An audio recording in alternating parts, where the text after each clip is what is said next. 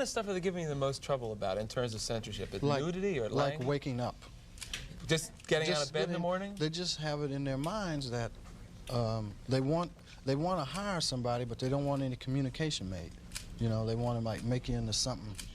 I don't know. It's like, I guess it goes into white homes. They're worried about that a lot. What do they? Yeah, you know, it's funny. Gwen Barrett, our associate producer, or sometime producer, is black. You know, and Carmen Matias is Hispanic. You have to be colored to be on television. You can't, yeah, colored. Yes, you can't be black. You have to have a little colored in there, just a taste.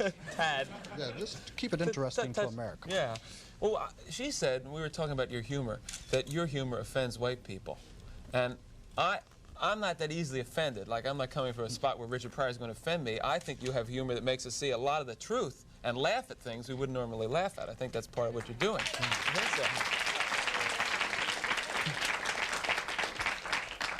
What do you think that these executives are afraid you're going to do to white America? Probably stop some racism. Stop racism?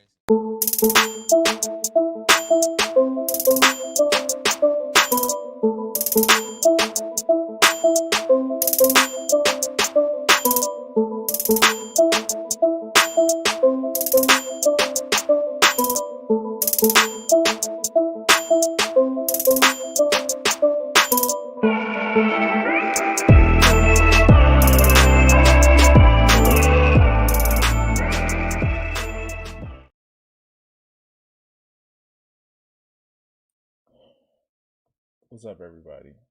It's me, Crimson60620, and I kind of took a little bit of a break over the Thanksgiving weekend. Now, if you're watching me on Twitch, hi, yeah, the first time I've been back since Monday of last week, and I'm sorry. This condition that happens to me is being fucking tired, and yeah, that's what happened. I was goddamn tired, and I don't know what else to say. Like, I was goddamn tired, and I know, like, what is it? The Twitch doesn't have the same algorithms as YouTube, but I was goddamn tired, and I want to say thank everybody who like kind of kept up the whole still watch me on YouTube. By the way, if you're watching me on YouTube, please like, share, subscribe. If you're watching me on Twitch, it would help if you follow. Also, you know what else helps? If you are on Twitch, give me those Bezo bucks. If you haven't done so already and you have Amazon Prime, which a lot of people do this time of year, you can actually link up your Amazon Prime to your Twitch Prime, and you can give out one free subscription a month. That way you can help support the show without actually having to spend additional money. God, I had something in my eye and it's probably sleep. Yeah. So if you want to help me out that way, that's also a way of supporting me. My PayPal link is at the top of the screen. Help me out, because this is something that I actually want to take full time.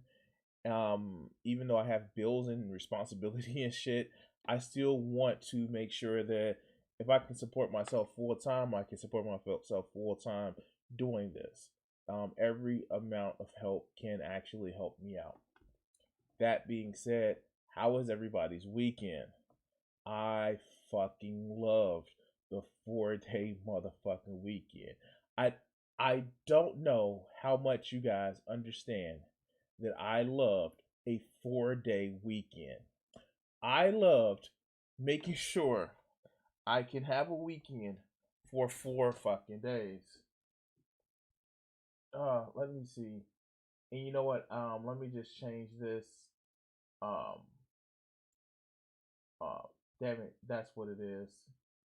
I'm not playing Slipgate.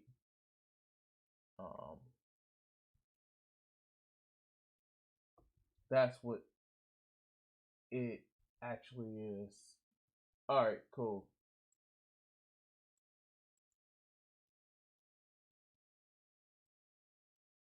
Um, Yay! Woohoo! There we go. I had to change the notifications on my Twitch. All right, so um, interesting interesting weekend that's popped off. If you're in my Discord, you know I watched the Hassan and Jank debate where I'm just gonna actually say it. A lot of people kind of wrote off TYT because they think they got too corporate and all that other good shit.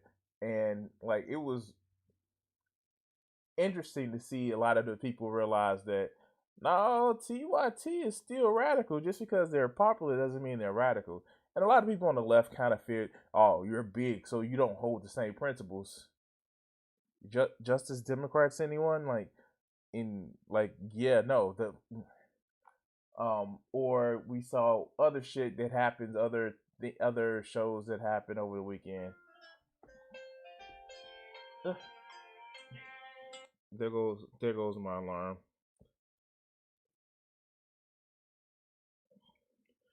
We had the Doe and RGR things. Um,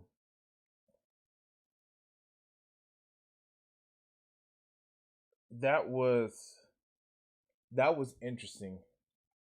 Even though, let me say it like this: even though I don't identify as something, I definitely don't feel that it's my place to shit on somebody who identifies as something. Um, and that's just one aspect. Two, I think I'm like totally against the part of the left that is sex averse. That the if you're sex averse, that's look. Don't push your faux puritanical bullshit on me. Um, it, yeah, that's just crazy. And I don't know, like these are big topics. I don't want to get into it because right now it would seem like one clout chasing and two that just seems like it just be just fucking crazy. Um, what else? What else? Oh, I watched the Destiny and actual Jake debate as much of it I can stomach. I watched about an hour, but um, for all you fuckers that like to watch Destiny and not my crowd because a lot of my audience doesn't watch Destiny. That motherfucker um is a toxic piece of shit. And anytime you can't determine or you have to ask a question, how toxic or how bad can I be in order for it to not seem like I'm that bad, you have a fucking problem. No one actually has to ask how much I can abuse people that's not an abuser. Nobody has to ask, well, how far is too far? It's like a little motherfucking it's like a kid that, you know, they get talked bad about and they pick up a motherfucking rock and throw it at somebody. Like the fuck? Like what? Like no, it's a proportional response. Well, if they say something bad about me, I'm just I'm gonna go talk about them as much as I can to win the debate. Yeah, like the fuck. Like I was watching that. I was watching that this morning before I clocked in for work, and to actually see somebody justify the fact that, oh no, I just respond to people that attack me, but all the rest of you guys attack me, with no problem. Like you're using abuser tactics. I no, you made me do it, and you just made me do it, but I'm still the victim. I don't see how people are part of Destiny's community. I don't see it.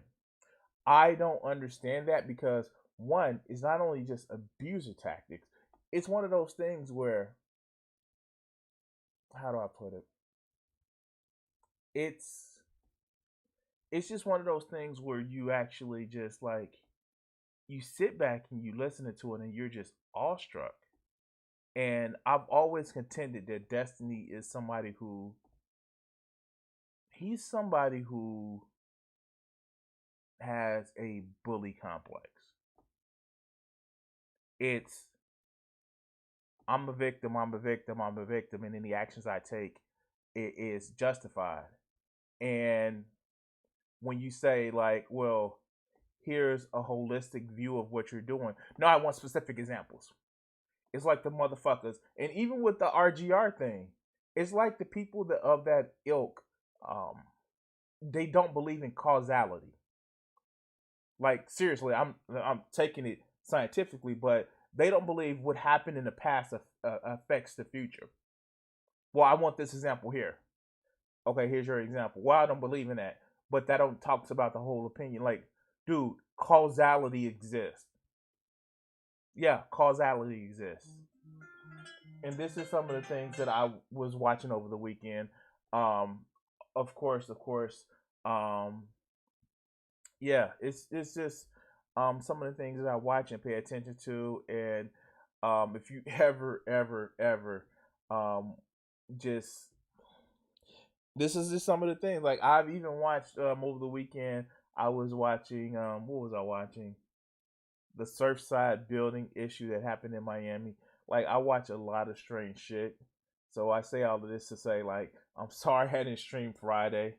I'm sorry. I'm tired. But I was still keeping up with. And by the way, if you notice, none of these fuckers not oh god, let me see if I found a video about it. Hold on, let me see. Um, hmm.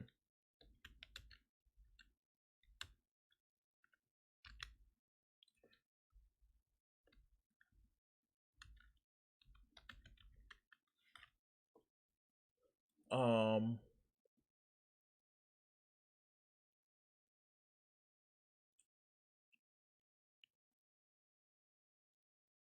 I'm looking at it, and here I'm not seeing anybody complain. Oh, the yellow flash did. Okay. Okay. This actually may go on the rundown tonight because oh my god. Save to playlist. Cause I watched He-Man Masters in the Universe and oh shit. They are fucking oh oh oh yes. Oh fuck yes. Um oh god. Later on you guys can actually tell me which one y'all want to watch. We can actually see that. Oh god. Wait, what?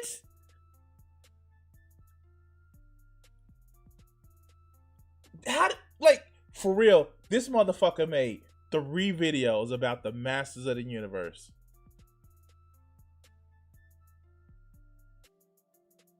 All right, all right, all right, all right. So yeah.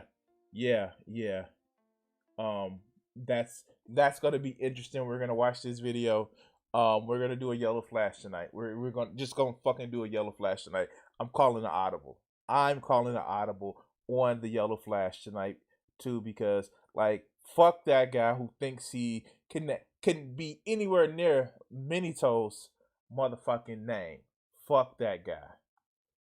Probably some dorky ass kid in his mother's basement. What are they doing anime or doing TV like that? Fuck this dude. Fuck this dude in particular. Okay, I'm getting angry. I'm getting angry. All right, let's start going to the video. Let's start going to the video. Um, damn, am I dark? I'm looking at my monitor screen. Am I dark? Um, uh, let me see if I can actually address boost up my camera. Like I always get it fucked up, right? And then we're gonna go into the first video segment. All right, configure video brightness. All right, contrast.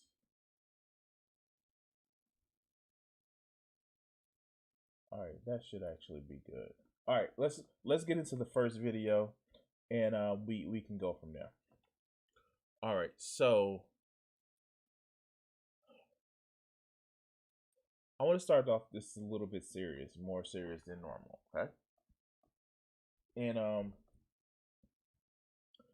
I want to actually start by talking about some of the fucked up things that happens. Now, I've done conversations, I've done talks about how, when it comes to revolutionary thinkers, especially in the 60s, 70s, and 80s, a lot of things are fucked up. Like the FBI definitely fucked with people. And it was really, really fucking sad and it was really, really upsetting. And I don't know what exactly we're gonna do about it. So we're gonna start off talking about a individual. Um, he every year he writes some sort of letter to the sitting president, and I missed the one in 2020, but you can go back to my 2019 coverage of a guy named Leonard Pelletier. Now, just to give you an update of it, here, let's go to Wikipedia, and it's openly uh, mentioned in the source that this article has. Oh, let's go. This article has multiple issues. The neutrality of this article is disputed, and as we know, in a lot of cases, neutrality it is not the same as objectivity. This article may rely excessively on sources too closely associated with the subject, potentially preventing an article from being verifiable and neutral. And again, in history, there's no neutrality. So Leonard Pelletier, an American Indian activist and a militant member of the American Indian movement who following a controversial trial, was convicted of aiding and abetting murder, has been in prison since 1977. He was sentenced to 2 consecutive life terms of imprisonment for the aiding and abetting, resulting in the death of 2 Federal Bureau of Investigation agents in June 26, 1975, shooting at the Pine Ridge Indian Reserve in South Dakota. In his 1999 memoir, Prison Writings, My Life is Sundance, Pelletier admitted in participating in the shootout, but said he did not kill the FBI agents. Human rights watchdogs such as Amnesty International and political figures include Nelson Mandela, Mother Teresa, and the 14th Dalai Lama have campaigned for clemency for Pelletier in recent decades. At the end of the shootout, Pelletier was an active member of the American Indian movement, an indigenous rights advocacy group that worked to combat the racism and police brutality experienced by American Indians. Pelletier ran for president of the United States in 2004, winning a nomination for the Peace and Freedom Party and receiving 27,607 votes, limited to the ballot in California. He ran as the vice president of the United States in 2020 on a ticket with Gloria La Rivera. I butchered that name. As the president candidate on tickets for the Party for Socialism and Liberation and the Peace and Freedom Party. He withdrew from those tickets on August 1st, 2020 for health reasons. Now, why would I bring this up? Every year, excluding the 2020 letter, you would see a letter from him requesting clemency, requesting for a release. You see this. And let's just go to the most recent letter that we have.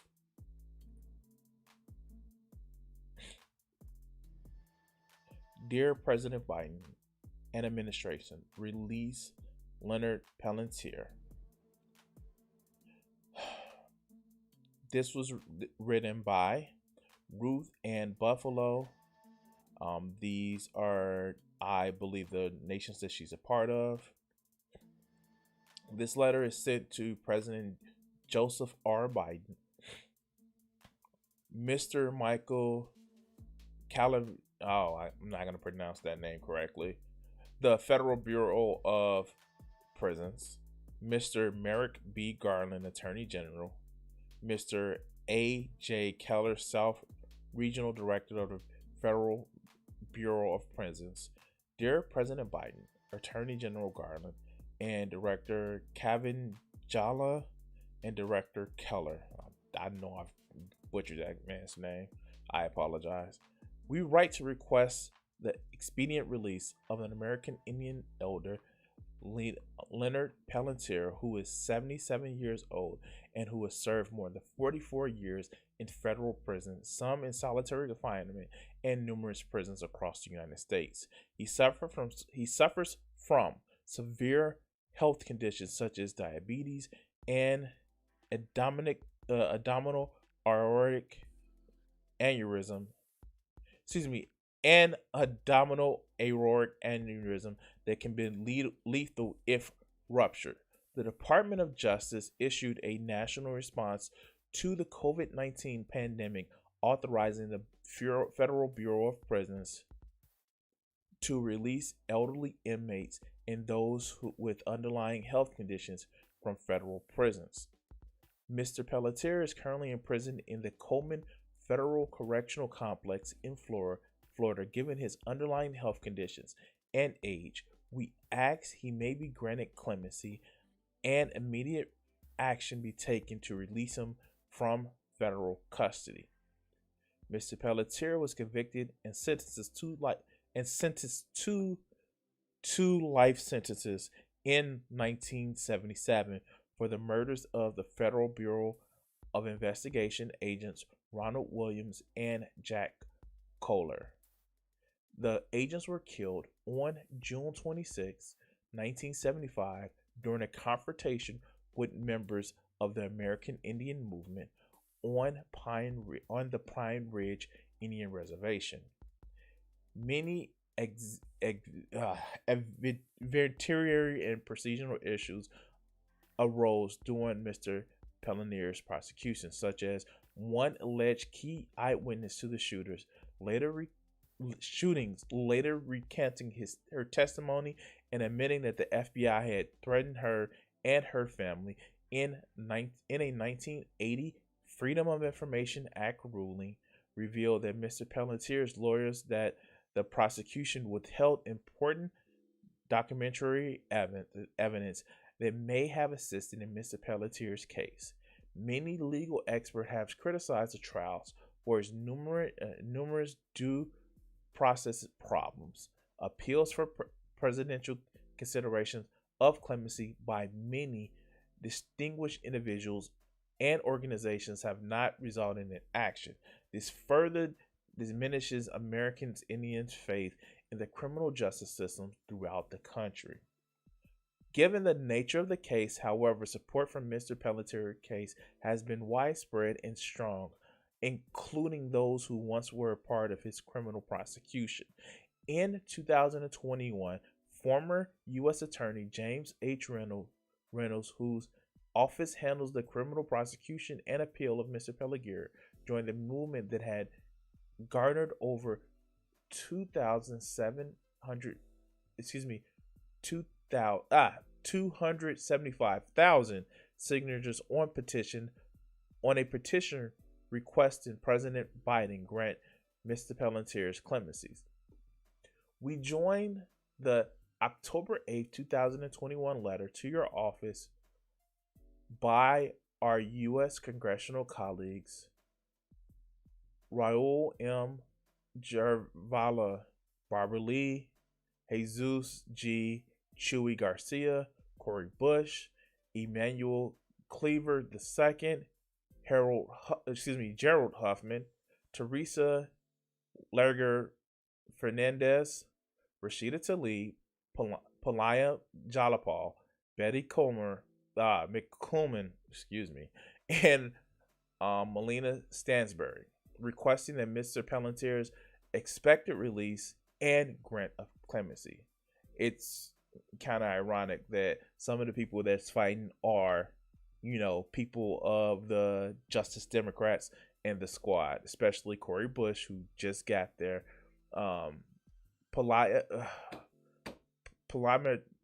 Representative Jayapal, thank you. These are people who literally are the progressive, of course, Rashida Tlaib. These are people the progressive caucus. But look, let's go. Let's see. We also joined the tribal nations leaders and organizations who have supported Pelletier's case. The National Congress of American Indians has passed multiple resolutions requesting his clemency and release. The tribal nations within our representative states and beyond have supported a call for Mr. Pelletier's clemencies and release. The Ujala Sox Suez tribe, where the shooting took place, in the Turtle Mountain Band of the Chippewa Indians, where Mr. Pelletier is enrolled, have gone as far as to propose plans for his return home, assuming the responsibilities of housing, healthcare, employment, and access to the American Indian ceremonial and cultural practice. The Amnesty International, a global human rights organization with over 10 million members, supporters and activists worldwide, continue to call for Mr. Pelletier's release. To this day, Mr. Pelletier has received overwhelming support from other international respected champions of human rights, including the late Nelson Mandela, His Holiness the Dalai Lama, Mikhail Gorbachev. Is that Nikolai Gorbachev? I have hope so. Including Mary Robinson, former president of Ireland and the United Nations High Commissioner for Human Rights, the European Parliament, the Belgian Parliament, the Italian Parliament, the Kennedy Memorial Center for Human Rights, the Reverend Jesse Jackson, Rigoberta Menchú, 7 Nobel Peace Prize laureates, including Archbishop Desmond Tutu and Suri Ibadi, Rage Against the Machine, Pete Seeger, Carlos Santana, Harry Belafonte, Gloria Stefan, and Robert Redford. This list represents but a fraction of Mr. Pelletier's total supporters. Given this overwhelming support, the constitutionality of underlying Mr. Pelletier's prosecution, and his status as an elderly inmate with severe underlying health conditions, we believe that it's highly appropriate that the BOP prioritized the expedient release of Mr. Palantir. We therefore request that Leonard Palantir receive an expedited release and be granted clemency. We ask you, Mr. President, to do what is right. Let Mr. Palantir go home and live his final years among his people and act as a grace and as an act of grace and compassion. And we have the list of people who signed it and support this action. Now, I know you guys are probably saying, why did I take so long going through this, reading through this, and just taking the time to go through that? One, this is somebody who stood up for the rights of indigenous people. This is somebody who, after the U.S. screwed, like, the thing is, people say the original sin of the U.S. was slavery. No, the original fucking sin of the U.S. was wiping out the natives that were here. And then the slavery, because they couldn't enslave the natives because, you know, they killed them through disease and war. So they brought slaves from Africa. And when we can't actually, you know, as people that have been affected by past sins, stick together and say, like, yo, this is wrong, we should stand up for other people, then what are we in for? If a black person can't speak to the genocide that happened to the natives, and you just want to say, like, well, yeah, what about black folks? You kind of sound like it's just about you and it's about revenge. And no, like, you wouldn't, like, shit like this. This is the whole, like, this is the reason why I pay no fucks to people like Professor Flowers or the Black Hammer organization, because they don't talk about shit like this. Shit like this don't come up on their fucking radar because, oh, that happened and shit like that. Shit like that don't come up on their radar because it's about revenge. Yet and still, we have people that's sitting in federal prisons, and those are the ones that lived, all because they had the audacity to stand up to the most motherfucking powerful ass nation in the world and their way of trying to fucking keep motherfuckers in line. I can't with these people, man. I can't. I have no faith in somebody who doesn't want to stand up for other people, especially those who have wronged the fucking U.S. and now they must be punished. This is a human rights issue, and not only does the Pelletier case highlight that, you know, the native people have been screwed by the U.S. government, but it also highlights some of the shit that, you know, prosecutors do in order to win case, including shit that's illegal. It's funny, we did have that verdict over the last week or so with Rittenhouse, and we can see a two-tier justice system. I'm just saying. But anyway, guys, yeah, they can put my name on that list. And anyway, I want to say thank you for watching this clip. Stick around, we're gonna have more show for you, and yeah, like, share, and subscribe, and all that other good stuff. And catch you guys on the next video. And we're gonna cut it here. All right.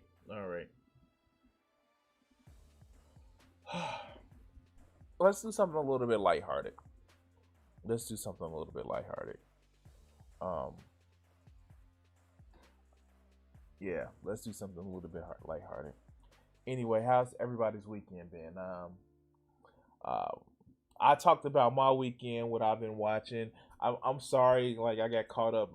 I'm glad that you guys are back, and I'm glad that I'm back to do videos. But how was everybody weekend? Did everybody enjoy their Turkey Day? I know I cooked. You guys saw me cook and do videos on my YouTube channel. So like, yeah, I know I cooked. How is everybody doing today? So, all right. Let's let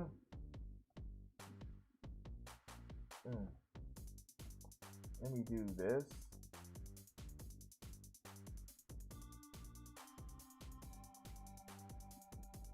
I actually want to work more on my art.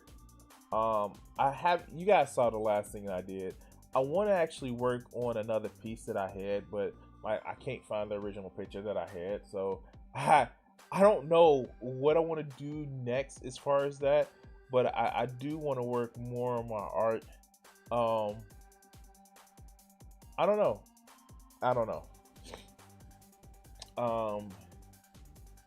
It's just one of those things where it's just like,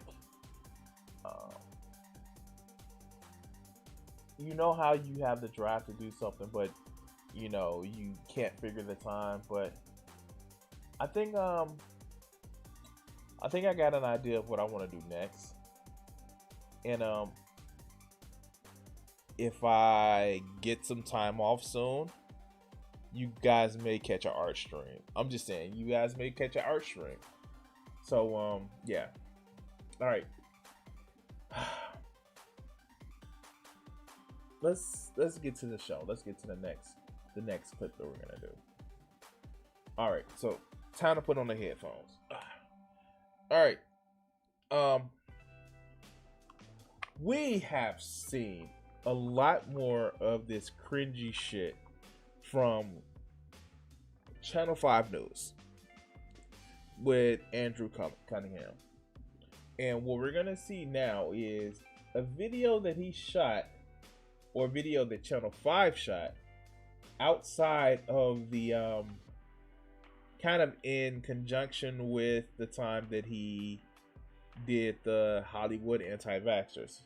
So let's just throw in the cheapo headphones and let's listen to this.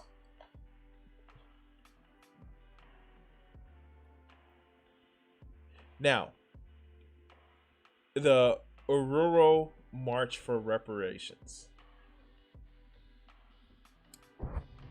This, I've seen clips, some clips of it, and this is fucking awesome. Let's see this cringy shit. Let's go. Uhuru! Uhuru, everybody! Uhuru means freedom in Swahili. I just want to welcome all of you today and thank all of you for coming out to the March for Reparations to African people. Uhuru! Give yourselves all a round of applause. Yep. I'm a descendant of... All right, so I'm going to say this off the bat, and I want you guys to hear me, right?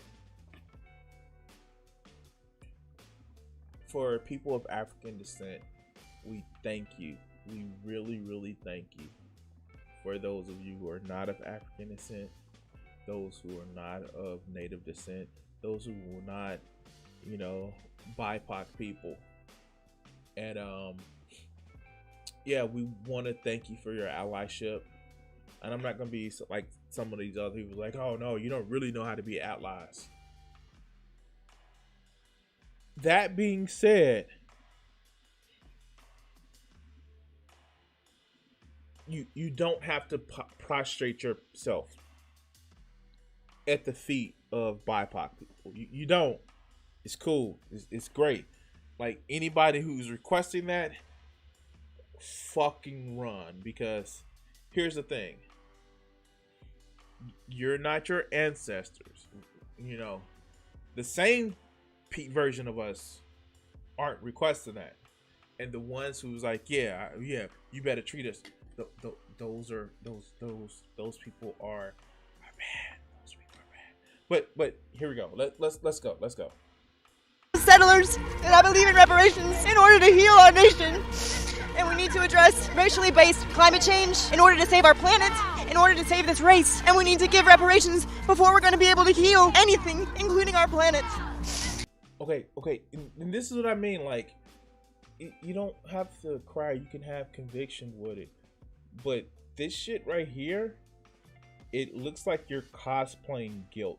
At least to me. It looks like you're cosplaying guilt to me. Now, if you're upset on the fact that our fucking planet is burning, cool. I'm with you, sis. I'm with you. But, like, nobody wants white guilt. No, nobody wants that. Nobody wants this. Let's march hand in hand as, you know, all humans that want to see. But it's cringy. And shout out to Channel 5 for sending a black person to do this, because as we can see, this gets very cringy. Yeah. Hey, I appreciate you. Your heart's in the right place. Yeah, and that's the only thing that you can say. Like, dude, like, yeah, he was right. Like, this is the only thing that you can fucking say, because she is fucking hurt about this. And I'm like, no, don't. Your heart is in the right place, but don't do this shit. Don't do this shit. Well, all right, let's go. Damn, Uhuru. Breaking news. You're watching Channel 5 with Andrew Callahan. You're probably wondering what you're watching. I'm your host, Andrew Callahan, and that footage was from the Uhuru Reparations March on the streets of Oakland, California. At the time of this rally, I was a few hours south in Hollywood at an anti-vax march. Here we are, Channel 5 live worldwide, Hollywood and Vine, Freedom March. But the night before, we caught wind of a very important day, the National Day for African Reparations, hosted by an organization called Uhuru Solidarity, whose slogan is white solidarity with black power.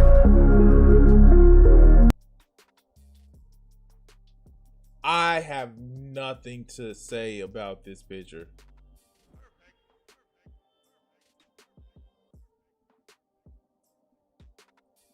Whose slogan is I have nothing to say about this picture.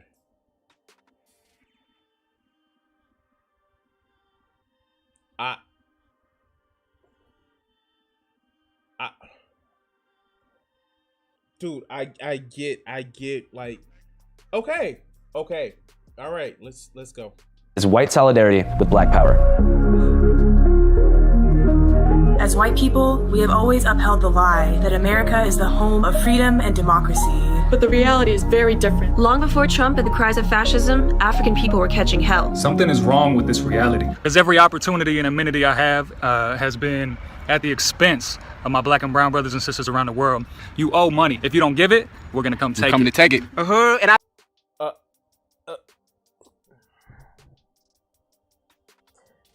All right. So let's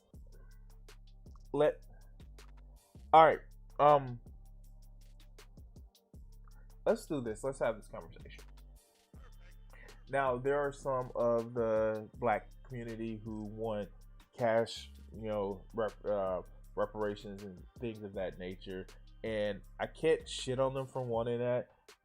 I feel, as a form of reparations, why don't we, I don't know, release all the non-violent drug offenders?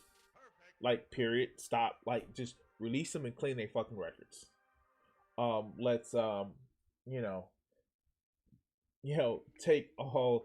Let's decriminalize and let's decriminalize, not legalize. Let's decriminalize drugs. Let's decriminalize. Like, just off back. Like, right now. Like, stop with the whole, like, weed is a Schedule 1 thing. Why don't we, I don't know, do Medicare for all and have a mental health component to that fucking program? These are reparations that, would not only help black folks, but help everybody, because they're universal programs, and it'll be a lot harder to get rid of universal programs. Let's I don't know, let's do like free college, free state college, not this 2-year trade school bullshit, or just 2-year trade school bullshit. Let's just do free fucking college.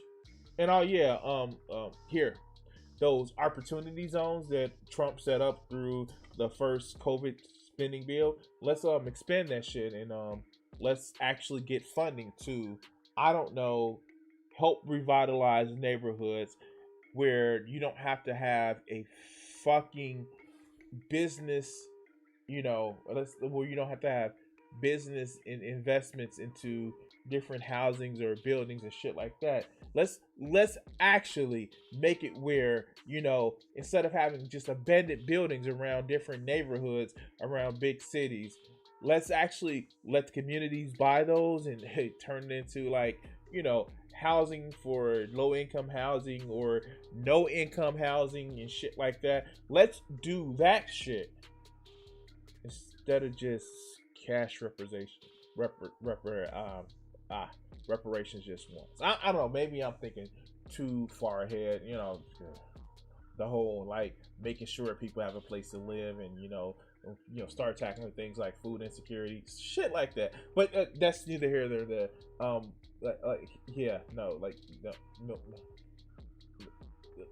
Look. Nobody's coming for your money.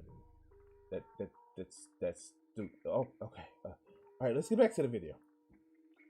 I've seen Prince take it, all right? So while I was busy in Hollywood at the anti-vax rally, we sent our African studies correspondent, Saddam, to the Bay Area to figure out what the hell's going on. My mama always told me about that water. And I said, okay, ma, just gonna put my feet in. I'm sorry, ma, I got right in that water. I ain't ever noticed I was going deep in. Uhuru. We are here at Snow Park. It's one of the whitest parks I've ever seen. We're going to see the Uhuru Solidarity Movement. It's a bunch of white people that believe in African reparations. They want to give us money, so let's get some money. Okay. Yes, he just said that. Remember, this is Channel 5, but let's go.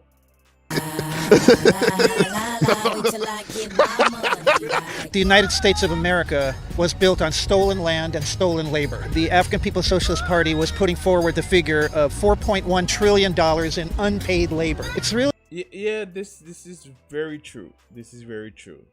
Great. That was now. That was then. What's going on now? How can we fix this situation now? All right. I'm being an asshole. Let's go. Really about we as white people confronting our privilege in this system, and not just confronting it ideologically, but confronting it actually by giving back. Can I have $5?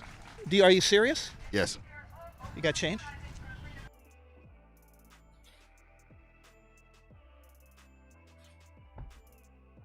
Yes. He literally believed this shit so much that when a guy said, "Can I have $5?" It's like, yeah, you got change? What? This is the cringy shit. All right, let's go. Actually, I don't. Sorry. I don't. Sorry. Okay. Next time. Yeah, next time. And his heart is in the right place. The whole free Palestine. These are dude, I'm not shitting on their desire, their whole thing of actually wanting to help support oppressed people around the world. Don't get me wrong, I'm not shitting on that.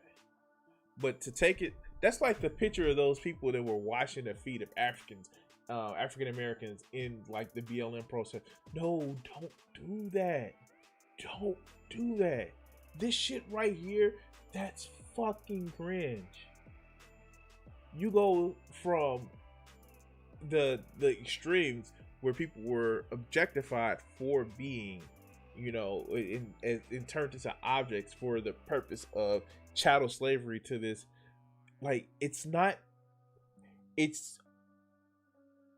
What's the best way to say it? It's another type of objectifying because it goes to oh, you're just your oppression that you face. No, these are people, and we want to reach out to people. Okay, let's go. What's going on? We're here marching for reparations for African people. We want reparations. How would you like to see reparations being used in the black community? I think that's up to the black people and how they want to do it. That's true. Can I get $5? Of course. I only have a 20. Does that work? That works, yeah. $20 is cool. Thank you. I love you.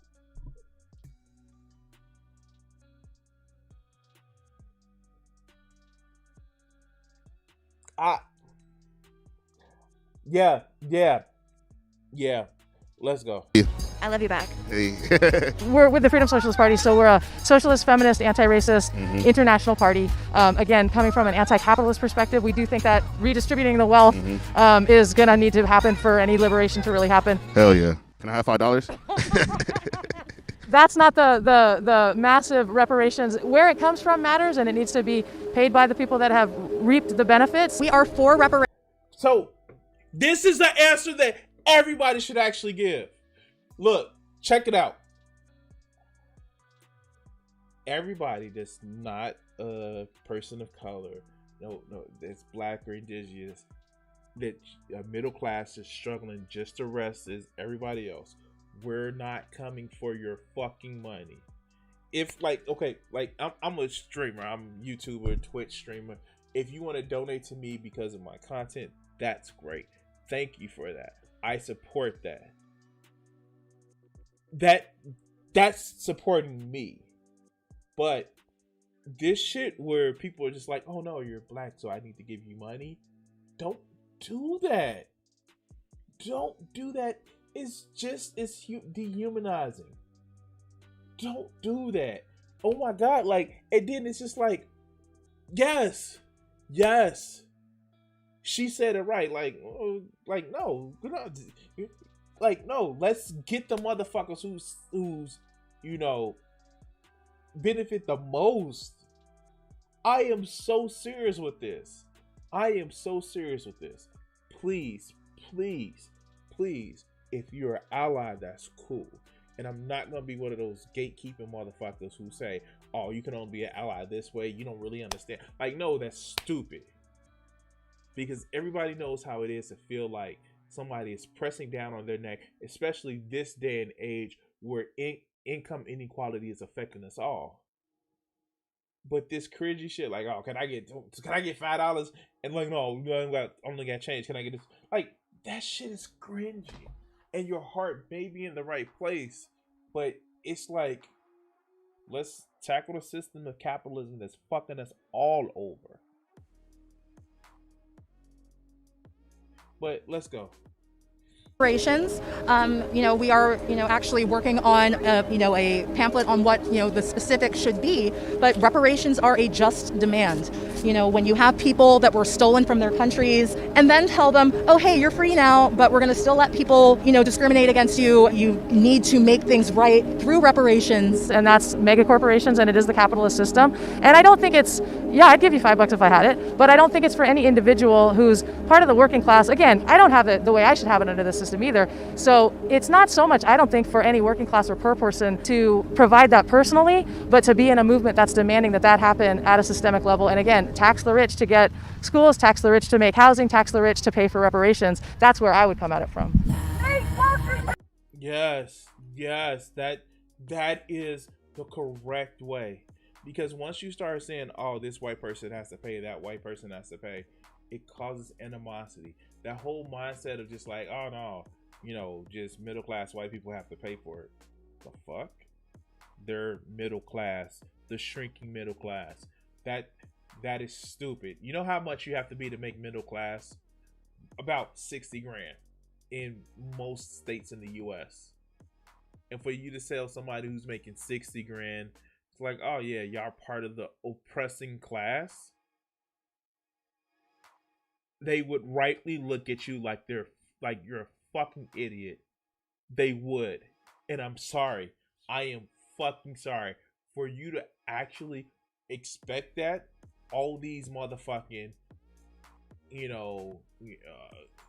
Hotep, all these motherfucking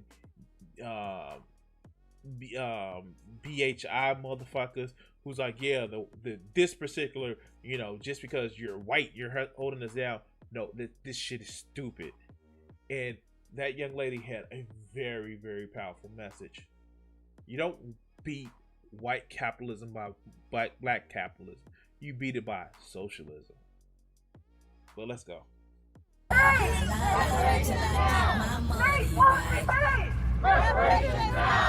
So right now, hella people gave speeches, and now we're marching to the furniture store, the Uhuru furniture store. So far, I got $20. I would have got 25, but the dude didn't have change. Some of these niggas are just broke. My name is Allie Aiello from Oakland, California, or I'm not from Oakland, California. I've lived in Oakland, California since February of this year, and I'm from New Jersey. Yeah. All right, cool. So what are we doing here today? Like, it's okay to say you live in Oakland. It's fine. It's okay. I'm from Oakland right now. I live in Oakland. You don't have to say I came from New Jersey. All right. Let's go. Yeah, so we're out here. The organization that's putting this on is the Uhuru Solidarity Movement. We're an organization that works under the leadership of the African People's Socialist Party to organize, particularly in the white community, for reparations to African people. Africa is the future. It's the youngest continent on the planet. There is so much potential there. Living there, it's so dynamic. There's so much opportunity. It is literally the future. It will drive innovation from the youth and from additional investment. You know what? It's just me. I'm gonna stop right here because when she said the youngest continent on the planet, she thought she meant geologically time, which is not. It's actually, ironically, the oldest continent on the planet. That if you look at geological history, the first proto-continent was Africa, and it eventually it was two continents. Then it came back together, and then it came together. It came together, and now it's actually starting to split apart again. Geological history, I know, but she meant age-wise. And here's the thing: it's a reason because of that. Because all the war, the famines, and all this other shit, people are fucking dying. Okay, but that's just demographically speaking. But let's go. What are three of your favorite things about Africa? Oh, wow, okay. I was in West Africa, and they joke a lot with each other. And so, like, if I'm Tore and you're Koulibaly, I'd be like, oh, you eat beans. And you'd be like, oh, well, you're my slave. So, yeah. Cool. Can I get $5? He's like, okay, can I get $5? Okay, all right, let's go. I don't have any cash, but I can Venmo you. I only got Cash App. Oh, I got Cash App. Oh, okay, cool. Shout out Cash App. Cash App is the best service ever. Channel 5 Cash App gang. Shout out Cash App. The best way to send. Okay. Like, why is this man wearing a ski mask? I'm sorry. Okay, let's go. Reparations. If you were reincarnated, would you be white again? I want to say no. I would love to be like part of the black community, like for real. But I also know that that's kind of like signing myself up for issues in life. But you know, I don't know, man. I like loved being in Africa, so like I would be very happy to be like a West African, like a Malian specifically. They're the best people. They're like so kind and cool and honest. Yeah, I fuck with Mali. Oh, do you live in Oakland? I don't think she got the joke, dog. She did, and like this shit is. The way you answer that question is not,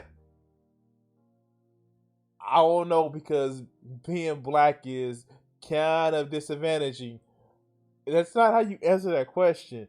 The way you answer that question is, you know what? It doesn't matter to me as long as we have a community where we're supporting and helping people. You don't answer that question like that. Like, god damn. This shit is cringy. All right, let's go. Play now? Yeah, I do. Yeah. How long have you lived out here? 2 years. Cool. So going into the rally, I didn't know what to expect. I realized that most of these people weren't even from Oakland. A lot of these people was from like Virginia, Boston, Santa Cruz, San Diego. And the thing about Oakland is it's a majority black city, right? Was it Chocolate City, as some people would say? Is that what they said? I think that's what they used to call cities, like Chocolate City or some shit like that. It was a majority black population. But Uhuru's platform for reparations does not address anything in the Bay Area. All the money collected at that march was supposedly going to the construction of a basketball court in St. Louis, Missouri. Niggas love basketball. No, I'm playing though. But that's not really gonna uplift the community as much as like some type of educational institution, something that'll help people out, like free lunch programs. The basketball court seems kind of redundant to me, especially if you're in Oakland. So Oakland has become. So this is what I'm talking about. This shit is what I'm talking about. Like meaningful reparations and change. Like the shit that I listed specifically, talking about how you need to like do things that are meaningful help, like the Medicare for all with a mental health component, like expunging all the drug crimes and shit like that. Like this is the shit I'm talking about.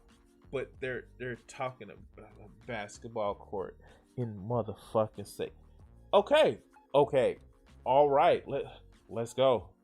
One of the hottest rental markets in the Bay Area. Now people who've lived in the city for decades are getting pushed out. Well, the reality of gentrification is hitting Oakland's LGBTQ community tonight. The building that serves as headquarters for Oakland Pride has been sold to a real estate firm. Me and my daughter got regentified to North Richmond. Spacious lofts and turn-of-the-century Victorians, West Oakland has been a hot spot for local artists and musicians. It's kind of a quintessentially West Oakland kind of a space. So the mayor of Oakland announced she's creating a special cabinet to look at housing and affordability. According to the East Bay Equity Atlas, Oakland's black community has decreased by 25% in the past 10 years, and 91% of low-income homes of color are currently in areas that are actively gentrifying or about to gentrify. This is a result of big tech's takeover of the Bay Area, which has caused home prices to rise while wages for the working class have remained the same. I mean, we should look and see how many basketball courts are in St. Louis.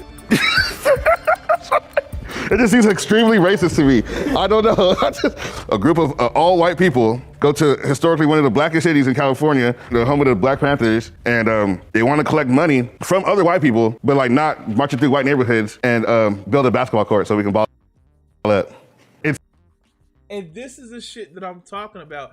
This exactly is the shit that I'm talking about. Like, God, that's what I'm talking about. This is the shit that I'm talking about. It's like, instead of tackling systemic shit, oh, this makes me feel good. I don't know, like, dude. And as I said, even earlier in this video, if you want to actually help support BIPOC people, like, okay, but let's tackle the real fucking issues. Not just, well, you know, basketball court in St. Louis, you know, like, where were these marches for reparations that seemed like a fucking pipe dream for, I don't know, say, more protests for higher minimum wages? Where were these protests? Where were these protests when you have fuckers like Manchin and Sinema downvoting a $15 minimum wage? Where were these protests then? They were silent. They were fucking silent. Where were these protests when where we all need Medicare for all? These motherfuckers are silent. But you want to protest for reparations? And then the money goes to a basketball court 2 time zones away. But let's continue. St. Louis, Missouri, yeah, like on the other side of the country. Somewhere where the people who donated the money will never be able to see shit that might come out of there. You know what I mean? Who knows? If Michael Jackson, then oh shit. if the next Kobe Bryant come out St. Louis, Missouri from the Uhuru Solidarity basketball court, nobody in Oakland will be able to be like, I seen that kid, I grew up with him. You know what I mean? So, you know, we decided to see what's up with people from the town, actually from the community. Well, all I heard was white solidarity. I said, I better get the hell out of here. Shit, what? Wait, what? You're right. I didn't know what that meant. So. Yeah. Well, what are your opinions on reparations? I agree with it. I mean, as a people, we've been through a lot. Yeah. I mean, all we can do is state our case. True. You know what I mean? Just like with anything with laws and, you know, rights, you know. And hopefully Congress or our local officials will step in and, you know, and help out with that kind of a thing. Hopefully. You think white people are evil? No, I ain't saying no. I'm not saying that. I'm just saying some of them are, but some of them are not. You think they owe us money, though? I think they should. Somebody should, you know, give a little something back. I think they do. As a start, I think that every black person in America deserves the right to know where we come from, our ancestry, and it could be done with a DNA from our government. It would. Wait, no, stop, no. I look, no. Not only does like those DNA tests, they allow for you to motherfucking, they allow for companies to patent your DNA. Like literally, no. Because that turns you into a profit for these DNA companies. It also can actually be used to report the shit to like, you know, insurance companies. And thirdly, that plays into the whole we all were kings and we need to know descendants. Like, no, that's still like a Western capitalist mindset. I get you want history, but let's do cultural revitalization and ecological culture renaissance. Not it's your DNA doesn't, well, it does make you human because we're all human, but that doesn't make you more human or more African. All right, let's go. Would give us knowledge. It would empower us to know who we are. Where do we come from? The slave trade, everything was lost. And the government owes us to us as a people to know where we come from. What are your thoughts on reparations? I think ideally it is owed, but in reality, I don't believe that it will happen. How do you put an amount on, and where does it start and where does it stop? So how do you calculate? I mean, America will be bankrupt, right? What if I just start asking white people for money? No. Oh shit. Oh.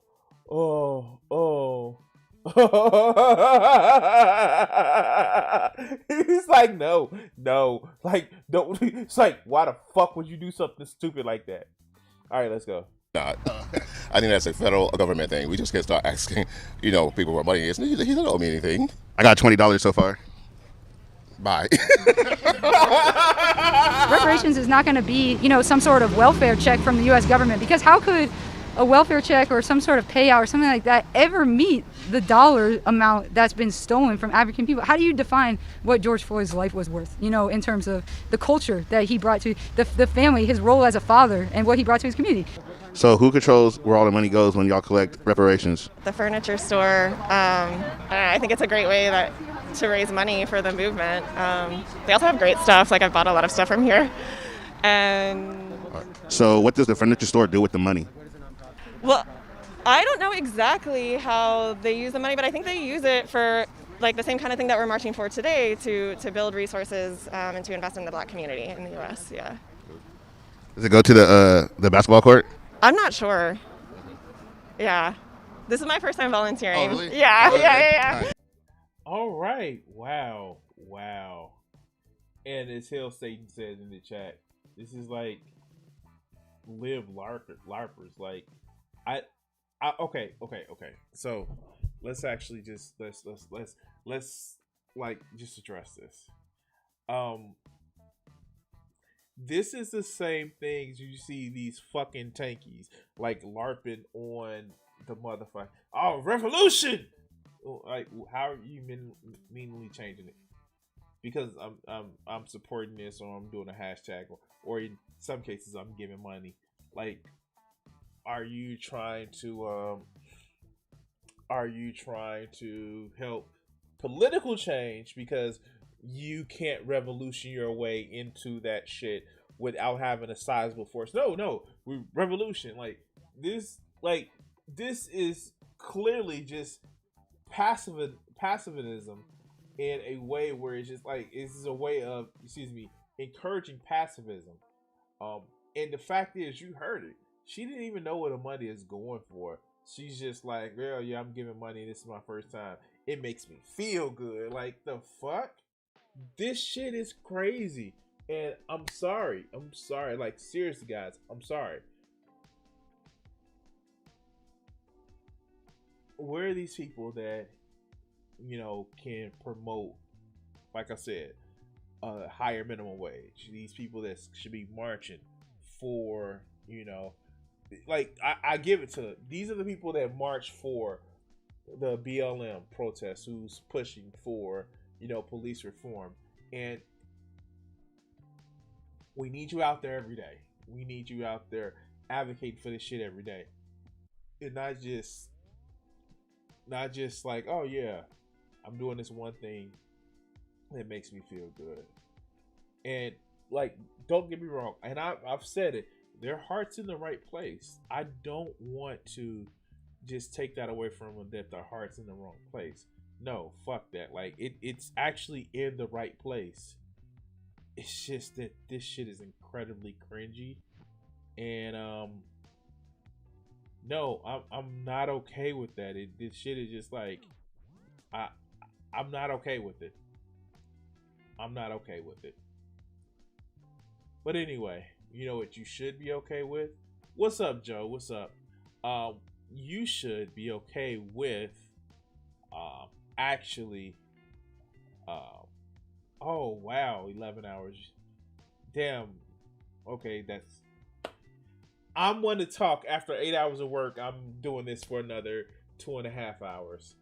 So yeah, no, fuck, I give you that. But yeah, please like, share, and subscribe. If you're watching in chat, we're gonna go to our next video, our next subject, and please follow on YouTube, Twitch, all that other good shit. You have it, and yeah, we're gonna end this video segment here.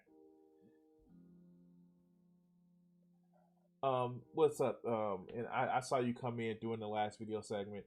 Hail Satan. How was your holiday weekend, Joe? How was your holiday weekend? I'm sure you guys had some fun. And man, oh wow. This is all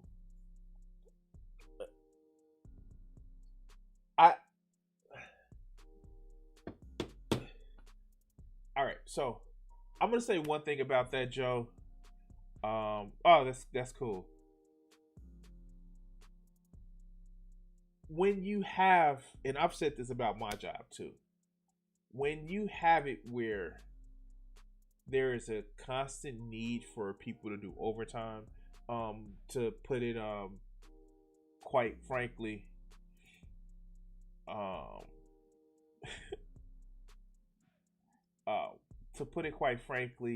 when there is a constant need of crunch, and he was talking about Jim, Stephanie, Sterling they were talking about video game crunch time. When you have a constant need for overtime,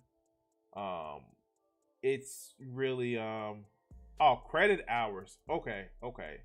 Yeah, I thought it was overtime, because like if it was overtime, it's a constant need. Because I say the shit about my job, it's about planning versus people just don't want to work. But if you have,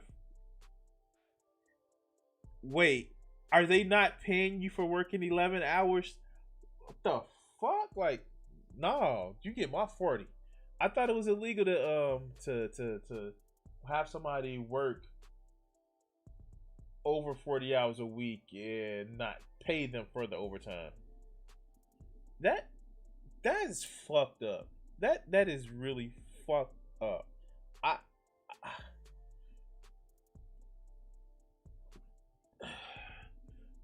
Yeah, I see that they're still trying to do that whole fucking the debt ceiling, which is like, man, like the Democratic Party, like shit, like let's just talk about this shit. Let's talk about this shit in between. The Democratic Party is full of nothing but fucking cowards that are paid to fucking lose to Republicans. Because every fucking day I will go out there and say the Republicans, they want the system to fail. They don't want to pay our bills that we already incurred. These Republicans are going to hurt the economy. I will go out there and fucking tongue lash motherfucking Manchin and send them like, these fuckers want to make sure you don't get paid for the work that you do. They want to keep you in motherfucking poverty. I will go out there and say that these people want to keep you sick. These Republicans and their donors want to keep you sick, to keep you working hard for no correct amount of compensation. I will go out there every day on every fucking station. I would even go to Fox News, like, yeah, like, let me come on. We're gonna talk. We're gonna shit on these people, and I will say point blank, these people right here support you staying sick and tired and working until you can't work anymore and you can't enjoy life. I would, man, and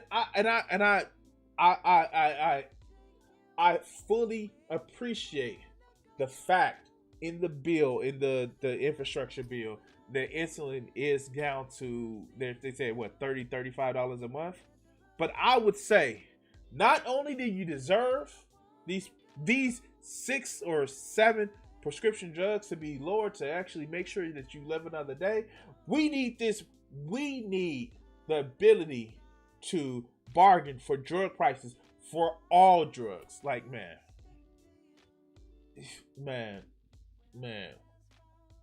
I will come out and whip these politicians figuratively each day in the public media. Every fucking tweet, every fucking news, like, oh yeah, we want to talk to you about the division on the Hill. And by the way, let me talk to you about, like, I would, like, Bernie hit it a little bit better when every time somebody came up with something, he's like, but let me talk to you about this. But yeah, I just became a legal junkie. Oh wow. But yeah, I would literally come out every day and just start laying into Republicans figuratively. Like, I will come out and whoop their ass figuratively on every TV. They wouldn't even want to book me no more. And then I get other people that's part of my caucus is coming to do the same shit. That shit that Cori Bush and Jamal Bowman was doing when they were talking about the bill, I would do that every fucking day.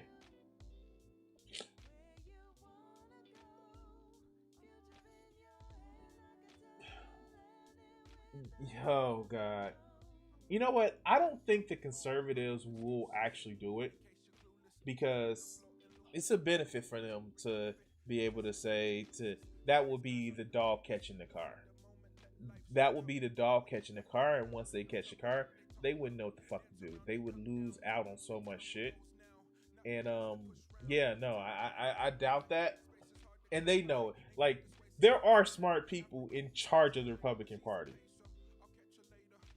I don't think that they would actually be able to do that. If they fucking do, then the Democrats have a decision. They have a fucking decision to make. Do they go and flood that motherfucking court, or do they not? And do they give up political party power in this country forever? They will have a decision to make. And I think for their own self-interest, because they will never get another fucking vote, the vote would be completely suppressed if they don't do shit like that.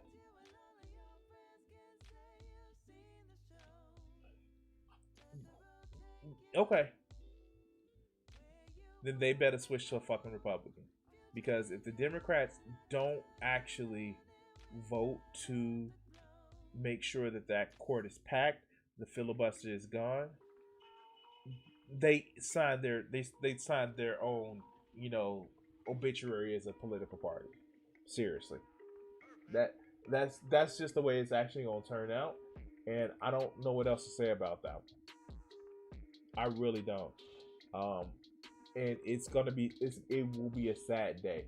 It will be a very sad day. I'm gonna be right back. I have to give me something to drink because I'm thirsty, but I'll be right back, guys.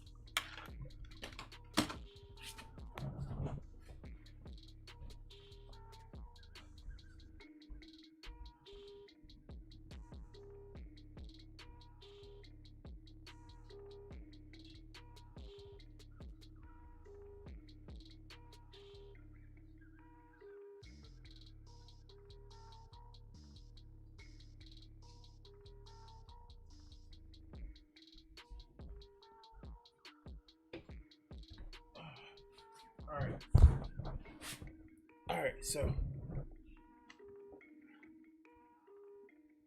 the California secession, I don't think that's going to be a thing that can happen. Like, unless, like, the U.S. goes total batshit crazy. I don't know. If it does, I may be out to California. Going back to Cali. As Mr. Smith said, I'm going back to Cali.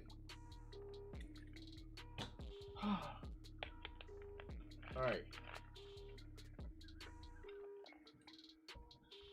Now, from one dumb fuck comedian or I'm not even gonna say those people were bad. I won't. I apologize. Yeah, yeah. And that's the thing. I just here's to just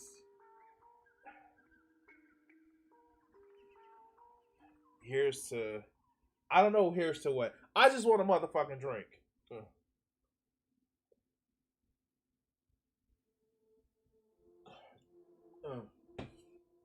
All right. And this next story is not going to make it any better. All right. So,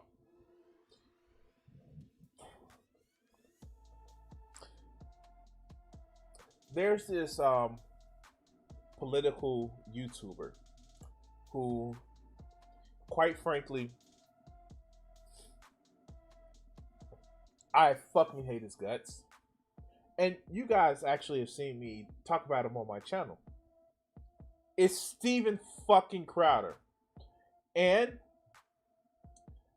this is actually a great contrast from the video we just watched, because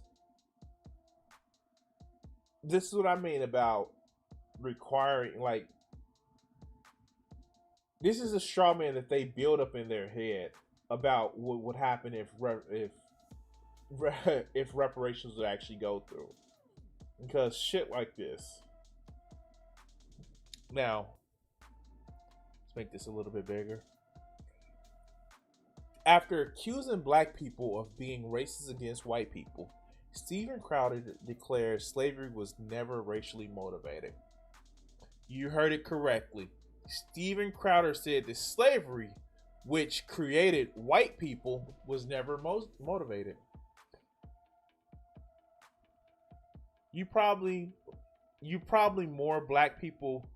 Wow, you probably more black people right now who have preconceived negative idea of what white people are than what white people maybe have a black people, maybe half of black people. Wow, great way to English there, Crowder. So let's watch this clip and we can actually go from there. I think that this idea that your race is supreme is incredibly rare, but I think that actual racism, meaning that you have, not even necessarily that you view them as inferior, but a predetermined negative worldview of someone because of their race. And I've seen this from fucking white supremacists very recently. No, we don't think that white people are superior. They're just differences because of race.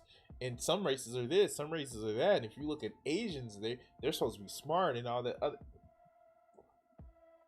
Hey, what does your genomic characteristics and very surface level genomic characteristics have anything to do with intelligence or behavior or shit like that? And by the way, yes, Steven Crowder is still a fucking coward. He still won't debate Sam Cedar, and quite frankly, he looks like a bitch version of Nathan Drake. You know, like if we were to look at a side-to-side comparison of Tom Holland playing Nathan Drake versus Steven Crowder playing Nathan Drake, Tom Holland would still look more manly and more just more confident than what this fucker would actually look for. But you know, I'm being an asshole. Let's go. Can happen in any group of people. Yeah. And I do think actually we're probably at a point where it happens more. You probably have more black people right now because of what they're being fed by the media who have a preconceived, incorrect, negative idea of what white people are than white people maybe have of black people. I don't know. Maybe it's a 50-50 split, but it certainly is something. All groups can be racist. And the left just argues like, yeah, but only one can be systemically oppressive. Do you guys know? Maybe you guys can bring this up Oh my God, he's whining.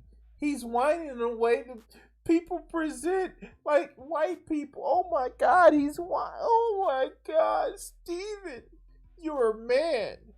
I thought you don't mind the hate. You say whatever you can. Remember, Steven, that you say whatever you feel that you can say because you have the right as an American. And you don't want to be canceled. Okay, Steven, let's go. Number. Do you guys know how many slaves? Oh, by the way, how does he get that 50% is 50-50 of who's racist? Like, what? Wait, what? All right, let's go. There were in the North African sort of like Mediterranean slave trade. I don't. Do you know how number? many? I don't even have It was a million. It was a million slaves, right? People who lived on the Mediterranean coast, they were at risk. You know, you guys know about the history of North Africa, the Moors. People, and by the way, these were they were kidnapping white people. Yeah. Just to be clear, this is not something. Slavery is not something that has been racially based. No. Steven, dog. Wait, what? And notice he threw in the term Moors. It like no Mediterranean, dog. Like we clearly know that it was the Andrew Johnson clearly defended the Constitution, right? Like Old Hickory, Andrew, yeah. But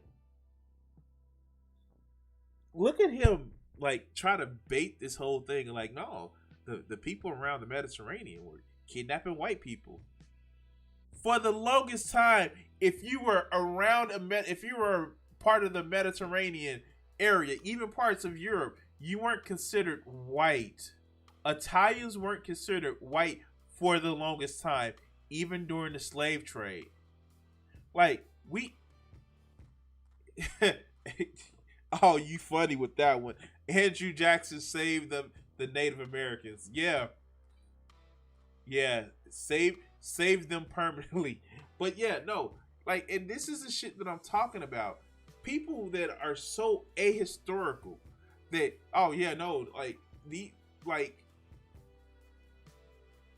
goddamn Steven Crowder, you're really gonna fucking say this, dog? Like, we don't have evidence of this fucking slave trade.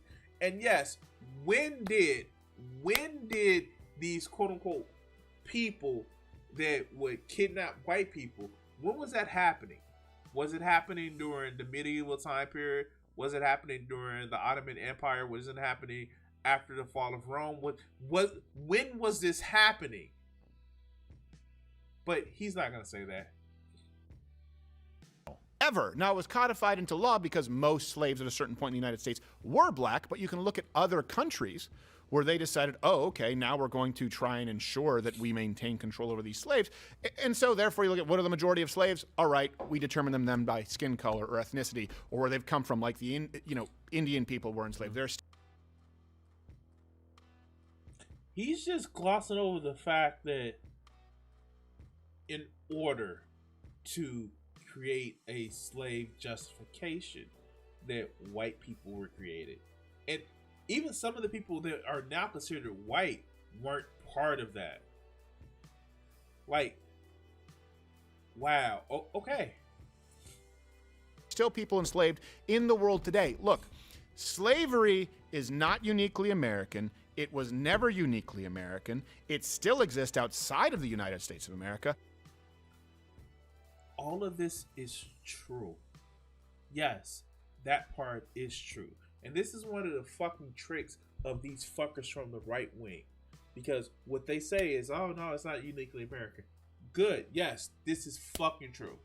It still happens outside of America, which, yes, it is true that it happens still across the globe, all around the globe. It still does. This is true. But I smell some bullshit about to come up. I smell some bullshit. Let's and so the next words out of his mouth, so we should work to end it. everywhere. Those are the next words that should come out of his mouth. Let's go. Slavery was never racially motivated, to be clear. It happened in large numbers. In the U.S., it was racially motivated, Stephen. In the U.S., it was racially motivated. If you want to talk about the global history of slavery, it still was fucking motivated by who was in your tribe and who wasn't. You had to create a group of people that you thought lesser in order to enslave them. That's how slavery worked. You would enslave a certain people because you thought them lesser than you. Now, that lesser would come out of most likely conflict to say, like, we beat them, so they're our slaves now. We're better than them. That's how slavery works. You enslave somebody who was on equal footing from you. It doesn't last long term, and then you kind of start, these motherfuckers who think that they're the same as you, they start to get uppity and, rebel. Every history of slavery has been because you thought this group of people was lesser than you. That's the nature of slavery. And in the U.S., guess what happened? Guess what fucking happened? You fucking cosplaying idiot. But let's go. To the tune of millions, black people enslaving white people as well. And it's wrong across the board. Citation needed. Citation needed. When were black people enslaving white people? Please, Stephen, tell me, when did this happen? You inform me of when this shit happened. When did this shit happen? Please. Because the classification of black people and white people wasn't until the 18th century. And you know this, Stephen, because, well, I can't say that you know it for sure, but you have a good idea. Because you were one of those people that hate the fucking 1619 Project. You were one of those people that says, no, that's bad. Fuck. But let's continue. The United Thank you, Drea. Thank you. Thank you. United States is singularly unique in, however, recognizing and ending slavery because it was incompatible with the Constitution and the Bill of Rights. Wait, no. Fuck no. Because here's the thing. It was written in the fucking Constitution that African slaves were 3/5 human. They didn't decide just one day to say, oh, let's free the slaves. It took a fucking war. This is that bullshit that I'm talking about. This is that shit that is so fucking bullshit. And this whole thing that, hold on.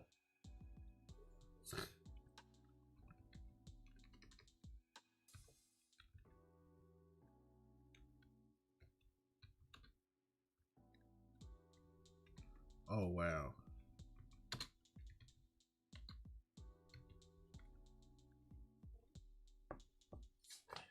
Uniquely, right?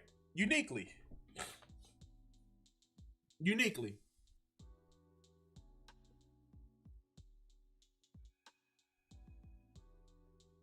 The United States were unique in the abolishment of slavery. We have Rome. We have different we have different countries where even in medieval times usually slavery ended.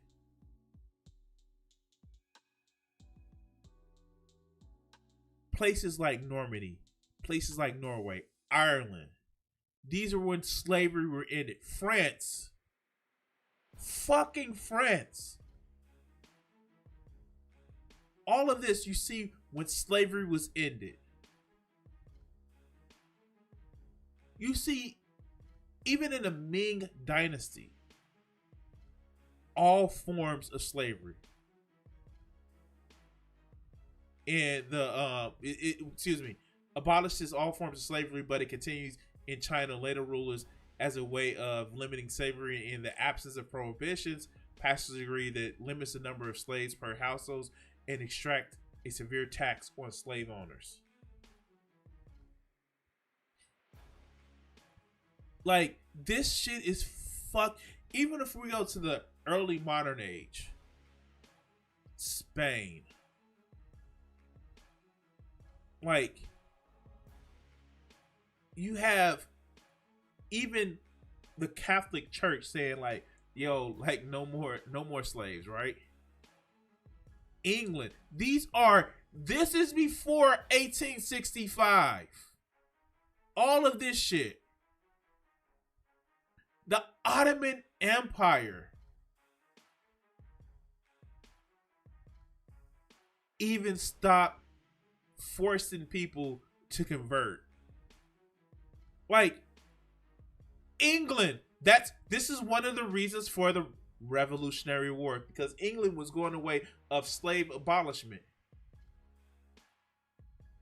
Like, really? Really?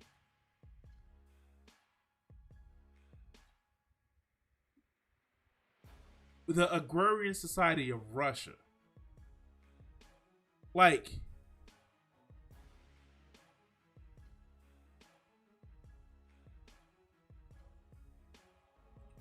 all. Like, even.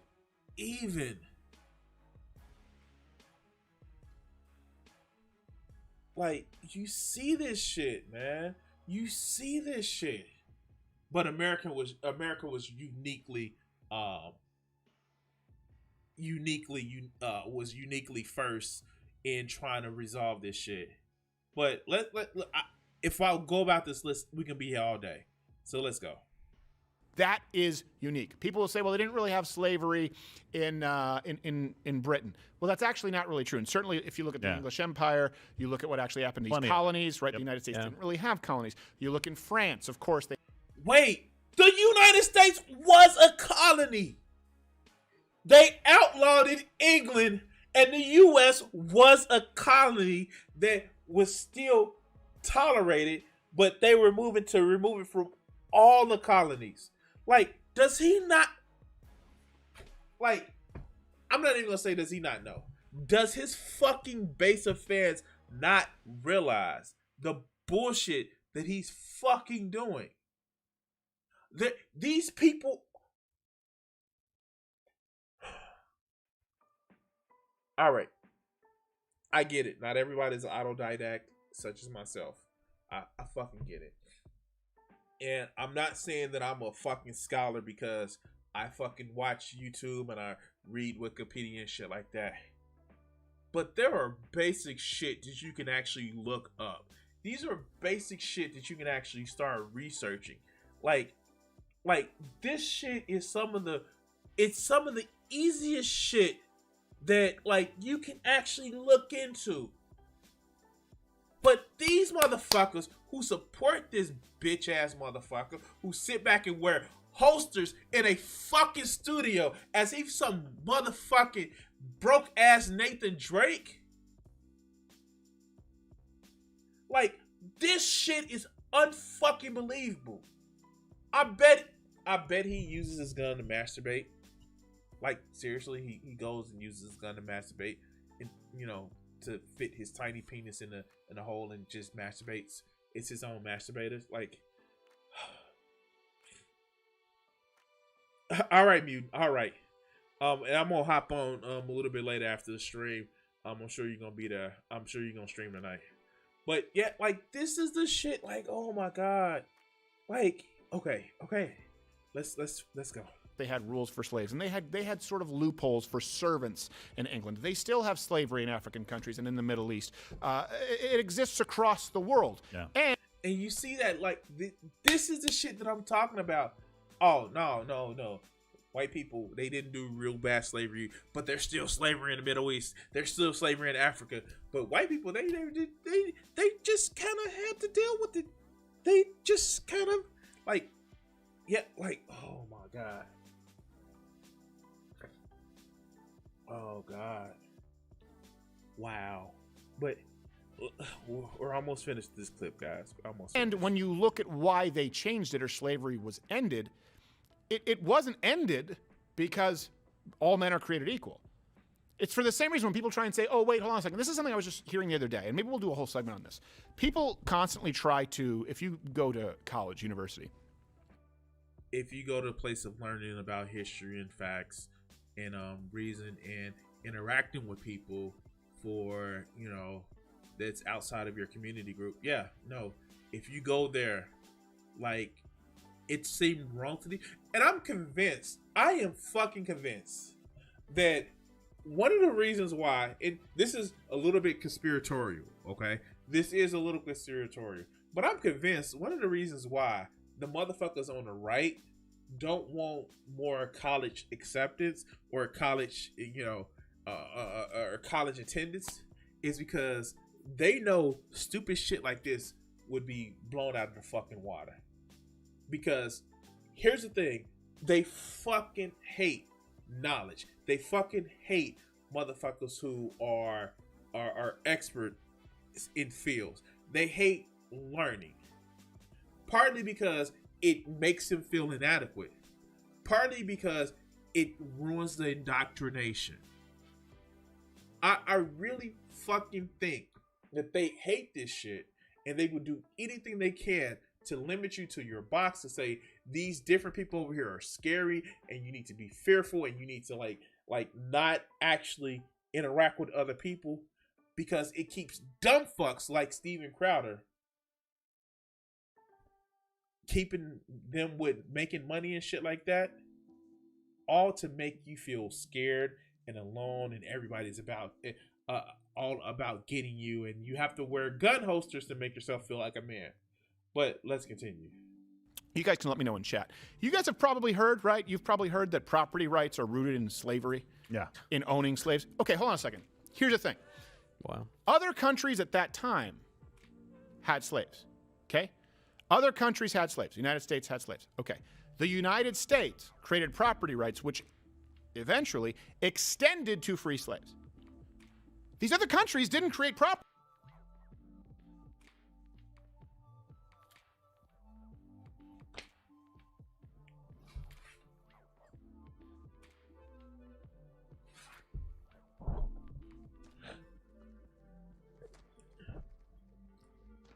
Steven.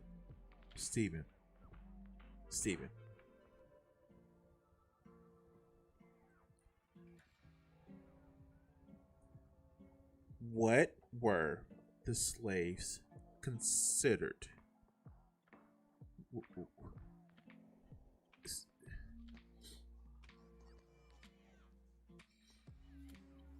What were the slaves considered? Were they considered property? Were slaves considered property?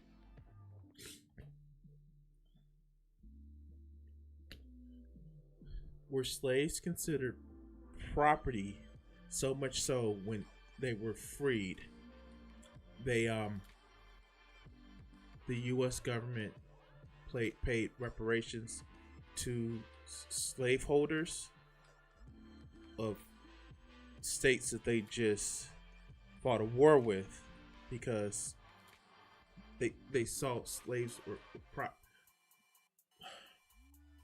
You know what I'm gonna do? Thank you, Joe, because I can no longer watch this. But I will watch something fun. Steve Crowder is a so-called correspondent for Fox News and a so-called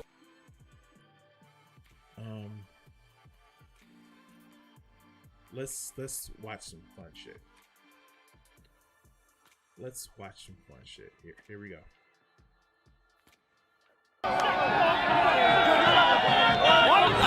You just assaulted me,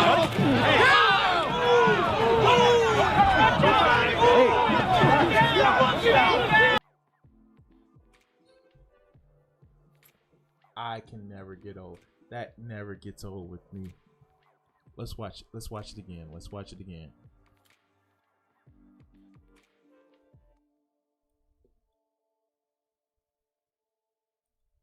Mr. Tough Guy, Steven Crowder. You just assaulted me,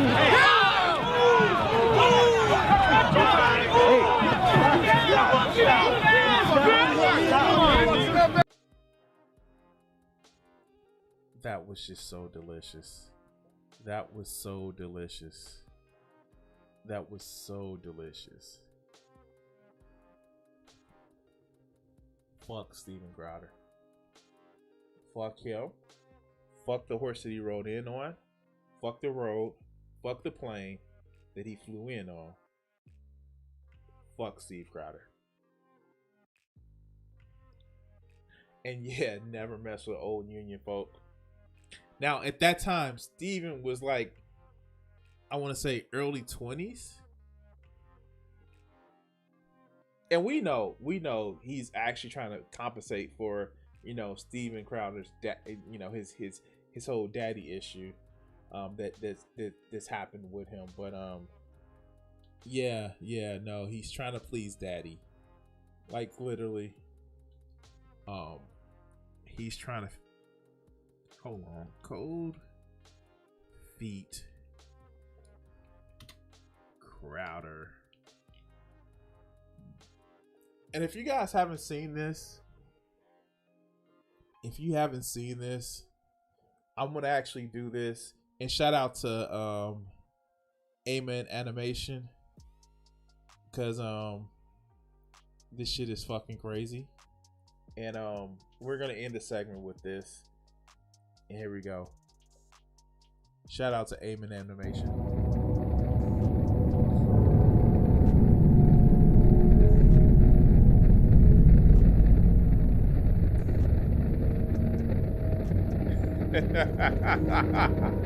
Okay.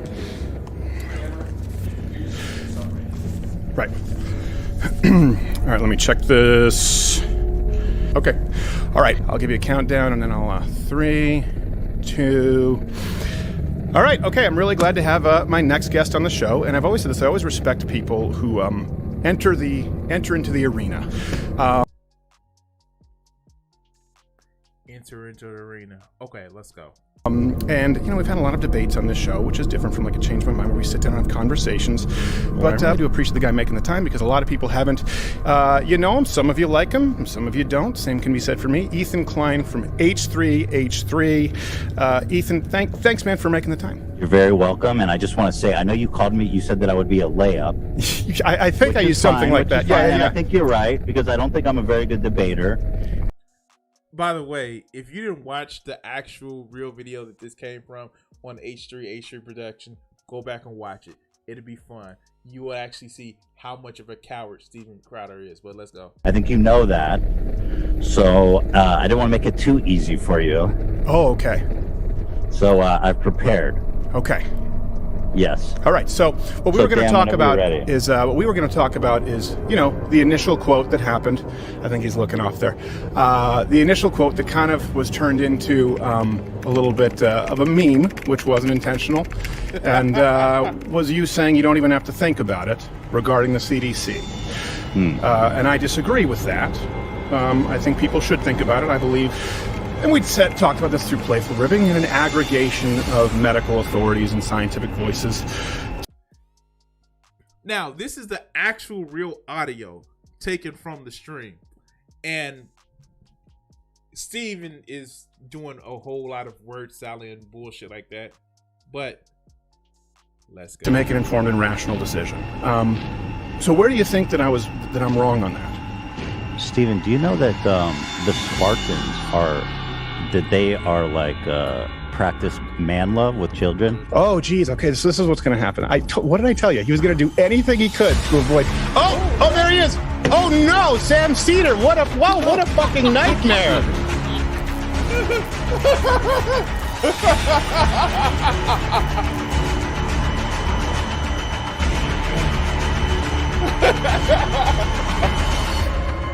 All right. That's all that we're gonna watch of this one. That's how we're gonna watching this one.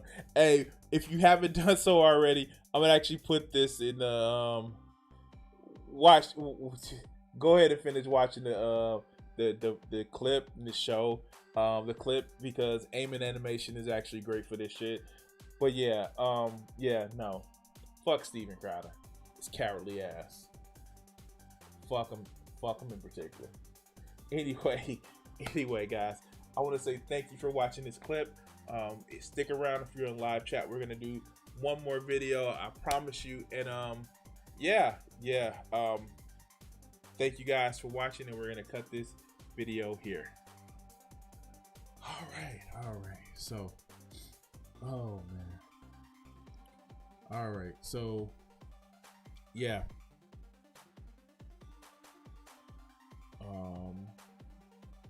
Wait, one video is hidden. What video just got hit? Oh wow.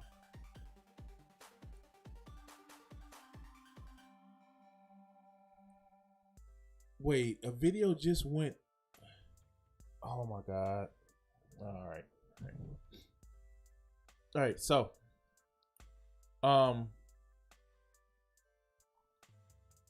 wait a minute.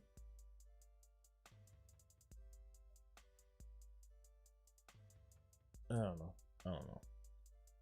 All right, so yeah. Shut up. But yeah, no. This is fucking great. All right, guys. It's coming close to 10 o'clock, so we have enough time to do one more video, and I don't know how much more I'm gonna be able to get through this video. Shit. Like, thank everybody who's watched, and if you haven't, this is the first time you've seen my channel, please, if you're watching on Twitch, please hit that follow button. If you're watching on YouTube, hit that subscribe button. And we're gonna get on to the show. By the way, if you have Amazon Prime and you've connected it to your Twitch, it doesn't cost you anything extra. You get one free Prime subscription a month. And if you would like to help support the stream, you can actually hit that subscribe button using your free Bezos bucks. It actually helped the stream out a lot. And we can have some fun here. All right, so let's get to our last video, and then we can actually we can call it a night. So, if you were watching earlier in the stream, I actually said that I watched the second part of Masters of the Universe, which was fucking awesome. I actually liked the first part, regardless of the fact that I did grow up with some He-Man. I remember a little bit of the first series, a lot of the second series, the one where he went off into like space and time. I remember the 2002 series, which was actually pretty good. And so I watched the Masters of the Universe. Now, of course, I've already done a topic on the people that was bitching about part 1. And these fuckers right here, Clownfish TV, where the only reason why they bitch because they have this thing against woke comics and cartoons and all that other good shit. And they're some pretty salty motherfuckers. And let's see what they say about how Masters of the Universe Revelations Part 2 is worse than we thought. Oh, I'm gonna love this one. Let's go. Hey guys, welcome back to Clownfish TV. This is Neon. I am here with Geeky Sparkles. Hello. And the time has come. Yes, the time has come. We actually did sit through Masters of the Universe Revelation Part 2. You can thank Geeky for that. I had no desire to watch it. Oh, and by, like...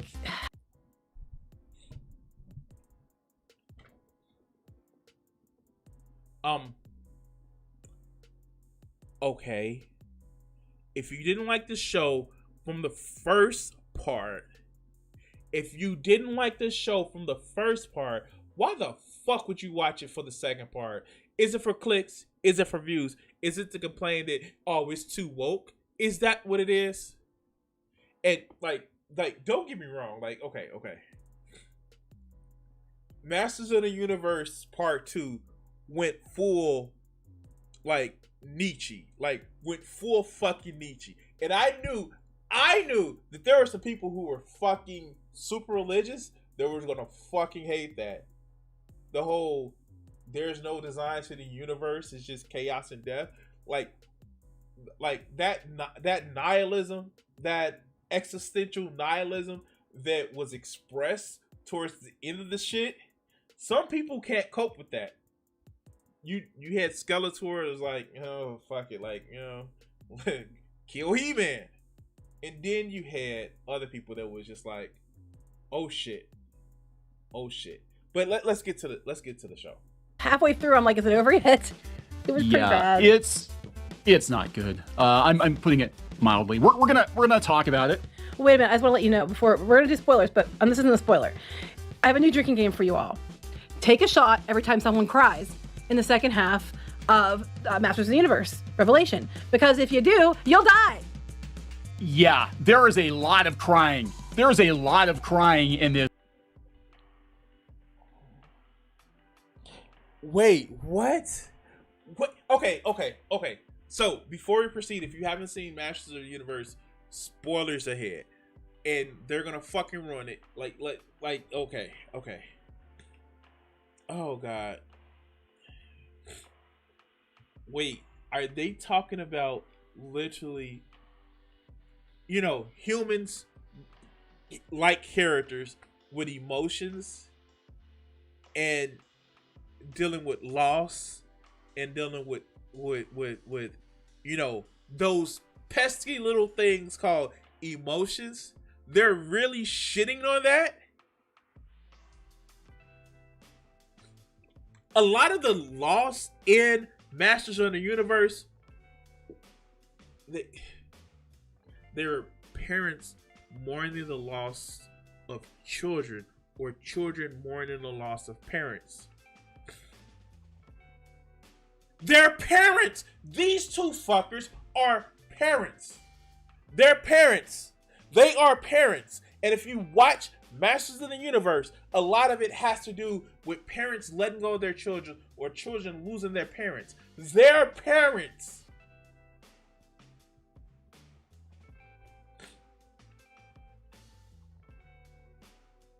Wow. Okay. This Masters of the Universe show, it tracks given who the showrunner is. We're not kidding. Just hold on to hear some of the things that happen. It's just something. It's something else. All right. So before we get into it any further, please subscribe for more pop culture news, views, and rants. Guys, over 200 for being He-Man and She-Ra fans from way back. Mm-hmm.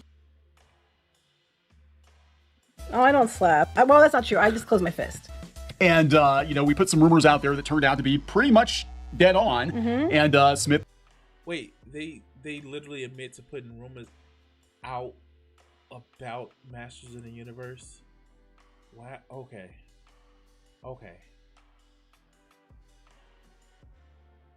So let's look at his tweet that he actually put out there. So far, Masters of the Universe Revelations 2 is mostly about everybody talking about their feelings. A whole lot of crying and working through daddy and relationship issues. A multi-million-dollar... Wow, this shit is disgusting. All right, let's go. Call us liars and well, before we get into it further, if you don't want to hear spoilers, if you want to put yourself through that, just turn this off now, because we're going to spoil the hell out of it. Oh yeah. If you have no desire to watch it, or you just don't give a shit, then keep listening. But otherwise, you can turn it off right now. So if you're still listening, it is on you. Now, I want to point out that you were correct. He-Man does show up in the last episode. Yeah, we had a couple people write us who had seen screeners and said, yeah, this one has about as much He-Man as the first part. Mm-hmm. And they were absolutely correct. We only get proper He-Man in the very last episode. All the scenes from the battle, the really kick-ass scenes they put in the trailer, yeah, it all takes place at the end. Exact same thing that happened the first time, where you had them in the first episode, and that was it. So we've got, a 10-episode series. Wait. Stop. Is the show Masters of the Universe all about how He-Man looks and how he does shit, or is Adam, Prince Adam, supposed to be the star of the show? Like, what the fuck, man? Like, yeah, do they want a TV show or toy commercials? Like, we literally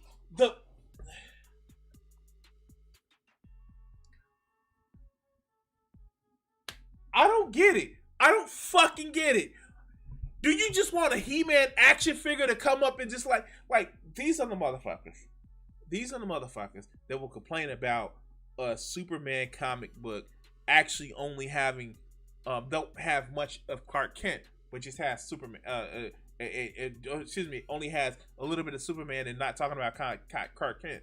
These are the motherfuckers that will complain about why is Bruce Wayne doing shit that serves a plot, that is investigating, but it's not running around like Batman all the fucking time. Like, wow. Okay. Wow, these are fucking stupid. Masters of the Universe, and He-Man proper is only in the first and last episodes. Mm-hmm. Lots of Adam, lots of daddy issues. Oh, yeah, it's Evelyn. Like, the first half was Tila, this is Evelyn. Oh, Tila's back to being her whiny self off and on. Like, she has to deal with Sorceress being her mom, and then she whines at her mom about the choices her mom made. Yeah, there are a lot of issues. There's one episode, I forget which, second or third episode. Okay, oh, fuck. Now, if you want to actually have a critique, if you really want to have a fucking critique of how they treated Tila and the Sorceress in the fucking episode, you can actually have a real in-depth critique, because what ended up happening is it can be seen as the Sorceress gave up Tila because it was indicative of how a lot of mothers felt they had to give up being a mother to go and work and perform job duties. And Tila came back and says, no, I can be both. I can work and actually have a personal life. If you want to have that critique, that's a critique that I saw, that it was literally made that you don't have to choose between your career and wanting to pursue, non-career goals. And the Sorceress made a career goal versus stand with her daughter. If you want to have that critique, cool, I'm with you. But these motherfuckers are too stupid. Too fucking stupid to see that critique. But they focus on, the Sorceress kind of like, Tila was upset because she was a sorceress. Like, what the fuck? Like, oh my God, they're fucking stupid. All right, let's go. Where literally the entire episode is everybody just standing around crying and talking about their family relationships. Adam is so sorry that his parents almost got divorced because of He-Man. Oh my gosh, yes. The parents apparently talking to Queen Marlena that they were going to get divorced. That was funny. We were listening to it. I'm like, oh my God, who's doing Marlena? Because she's terrible. Turns out it's Alicia Silverstone. I was like, normally I like you, chick, but this was not your best work. And I'm not kidding. The worst part of it all was they had her say as if. And I'm not kidding. I am completely serious. The cringe. Okay. Those line readings were actually not good at all. I will give them that. But they lost a child and it tore up their relationship. Like, these are parents. Literally, these are parents. They're parents. They lost a child and that fucked up their relationship. Like, am I the only one that sees that? How fucking, like, their parents that lost a child.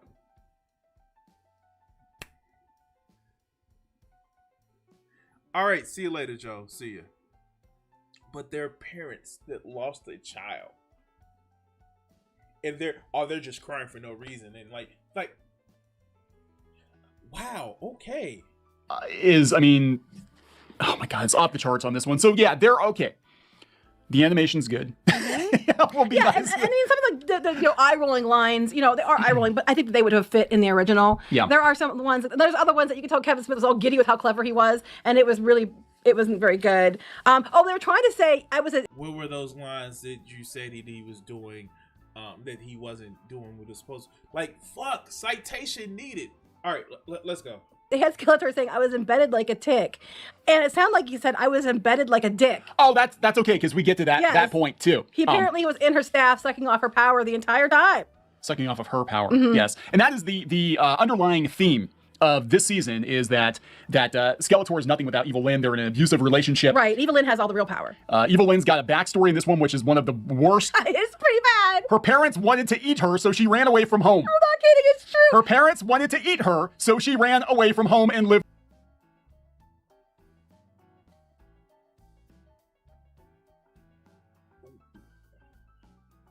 You think Skeletor wouldn't be abusive to the people that's around him? What? Like, the fuck? Are these motherfuckers human? Are they human? First, two parents upset that they're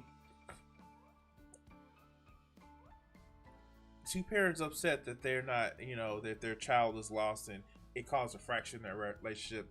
They make fun of it. Now that, shocking, poor people do desperate and monstrous shit to extend their fucking lives.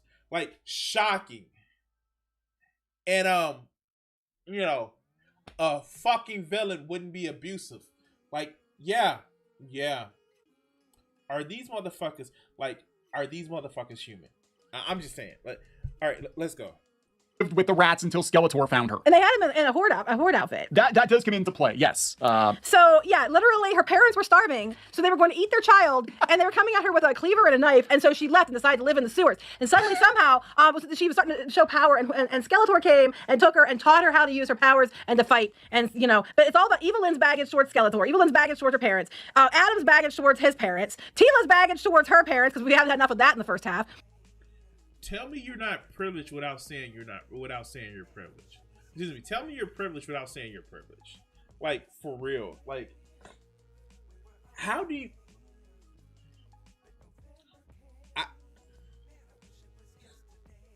What the fuck?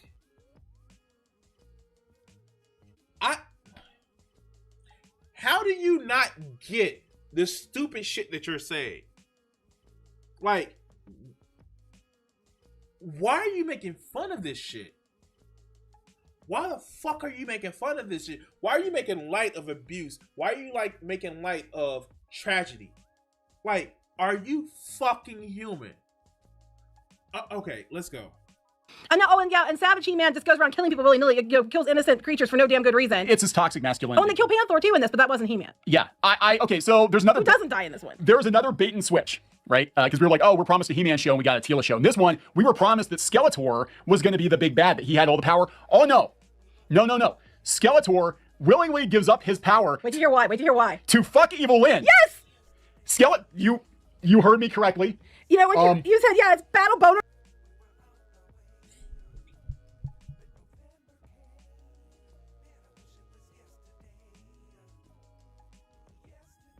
Are they not familiar with the trope of the villain causing their own downfall? Like, these are comic book writers. These are comic book writers. I would hate to read some of their stories because it would just be a numbers game for these motherfuckers. Oh, this person's number higher than this person's number, so they should actually win. Like, the hubris of Skeletor, of so many wonderful written comic book villains, they're always their downfall. Thanos, his hubris is always his downfall. Smart as a fuck, he's the most intelligent and driven person, but his downfall is his hubris. Doctor Doom, downfall is his hubris. Is hubris. Like, when you have somebody who has ultimate power, you have to outthink them. But of course, these fuckers outthink with what? What? Their numbers should just be bigger. Let's go. Or Skeletor. Evil Lynn, Skeletor's got the power. He's Skelegon. And Evil Lynn's like, let's fuck. Well, she doesn't say that, but she basically says it. But hey, wait, you're too powerful. You might kill me. You might kill me. With your power dick. So why don't Battlebone or Skeletor. Literally. So wait. You're telling me that you wait. You're telling me you haven't fucked somebody so good that they almost died? Like, not in a way that like not in a way that you maybe a little bit of choking and she's like, fuck me daddy harder and grab me tighter, like, and she almost died, but just like ramrodded it and like fucked them when they almost died. You telling me that doesn't happen to you? Wait, what? Okay, maybe I'll be saying too much. Anyway, let's go. So why don't you turn your power off, baby, and we'll go fuck. And they literally have her crawl into his lap and make out with him. Oh yeah, right. And then she steals the so he's like, oh, Skeletor, oh baby, get it, take your power down. Take your power down. So you can power up elsewhere. Yeah. And then she's in his lap. Okay. And then she makes out with Skeletor to steal the sword so she can become the new He-Man. Your point. Tales like this is our oldest fucking history. Hello, Samson and Delilah. Like, this shit is like, these people are these are comic book writers. This is a fucking trope. Sometimes it's good, sometimes it's bad, but this is a fucking trope. And okay. Mind you, they're making it, ooh, yuck, sex, and she shouldn't have tried to fuck, he shouldn't have tried to fuck her because he had the power. Like, this is some red pill shit. This is some red pill shit. Oh my god. Oh my god. Oh my god. Oh my god. Oh my god. Wow. Okay. Wow. So we have Adam was He-Man, Skeletor, Skelegon was basically He-Man, and now we got, Evil Lynn, even like they call her Dark Lynn or whatever, but I like yours Evil Lynn better. Evil Lynn, yes. Lynn. So yeah, then she killed everyone in heaven. That is. And of course, they, like, remember the last video I did about these motherfuckers? They literally were talking about how muscular women can't have, like, breasts. And here we have a muscular woman. Like, the fuck? Like, oh my god. What? Wow.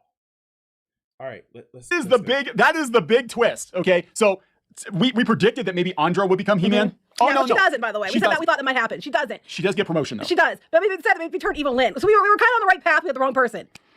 Yes, Evil Lynn becomes Evil Lynn, and she becomes a very... Wait, what? Wait. Did they just do a racism? Did they... They just did a racism. Andra, let's face it, the woman who looks like a black woman who was on the sidekick of Teela, because they're not on Earth. These aren't human beings. So for you to actually equate that to like, oh, black person because skin brown, like even though Eternia has motherfucking other kin motherfuckers, like, oh my god, they have black people on this motherfucking planet. She was gonna become He-Man. I wonder why. Was it something particular that she was gonna make you say that she's gonna become? All right. I don't know how much more I'm gonna tolerate this shit, but let's go. Very nihilistic, and she looks out into the universe and she's like, it's just all a bunch of shit, so I'm gonna kill everybody. Yeah, so she raises everyone in Preternia. She kills everyone that's already dead in Preternia. But that was okay. But first, before we do that, we have to talk about how we had to kill. So we killed everybody twice. But before that, we got Fisto and Clamp Champ, which Clamp Champ is like one of Neon's absolute favorites. I love Clamp Champ. We had them for like a couple minutes. But they got turned into the undead, and then they had to blow them up. And they're like, but that's okay. Their souls are good. They went to Preternia. And then Skeletor has their souls in his hands, and he just crushes them. And then they're gone. He said, I sent them to, wherever the evil place was, to hell. I don't even care. They went to heck. I know on this show it's definitely hell, because it's so, just punk rock. It's so you know they're actually dead. Like, not only did we kill them, but I snuffed out their souls too. Yes, but so we had Fisto and Clamchamp are dead. Now everybody that was in Paternia, like Hero and all that, they're all dead too, because even Lynn kills Paternia. How somehow she can kill them twice? You can double die. And they're double dead. Everybody's double dead, because we have to raise the stakes. Like, well, if you can come back from the dead, we have to make sure that you can be double dead. Hey, I'll give them this one. You know, the complaint about She-Ra was it didn't feel like there was any real threat. I'll give them that. They make real threat. It's kind of like eye rolling sometimes, but they will at least give you a threat, and there's a lot of battle. So I'll give them that as a plus. They kill Panther. Who else they kill? They kill a bunch of people. I don't know. Does it matter? Does any of this really matter? Because none of it's canon. No, but all right, yeah, no, it doesn't matter. And canon is what you fucking make it. And yes, I think here, these are some whiny little bitches, and I can't seem to watch any anymore. This shit is fucking ridiculous. These are comic book writers. Not only that, they're fucking parents. They're parents, and for them to sit back and cry and whine to say like people showing human emotions, I feel bad for their fucking children, like for real. Or it can all just be a fucking grift to actually try to get the outrage machine for these red pill motherfuckers, which I'm kind of leaning towards, because man, fuck these guys. I just like, it makes no fucking sense, and I just can't anymore. I can't. But you know what you guys can actually do? You can actually follow or like and subscribe. I want to say thank you for everybody that actually watched this clip. I'm actually going to end it here. And if you want to actually help out the channel, you see the links in the description. You see the link at the top of the screen. I do want to say thank you for watching this clip. And we're going to cut it here. All right, guys. I do want to say thank you guys for watching. And it's been a pleasure being able to stream to you guys. We've had some interesting times tonight, and wow, just thank everybody from the bottom of my heart. I do this show for you.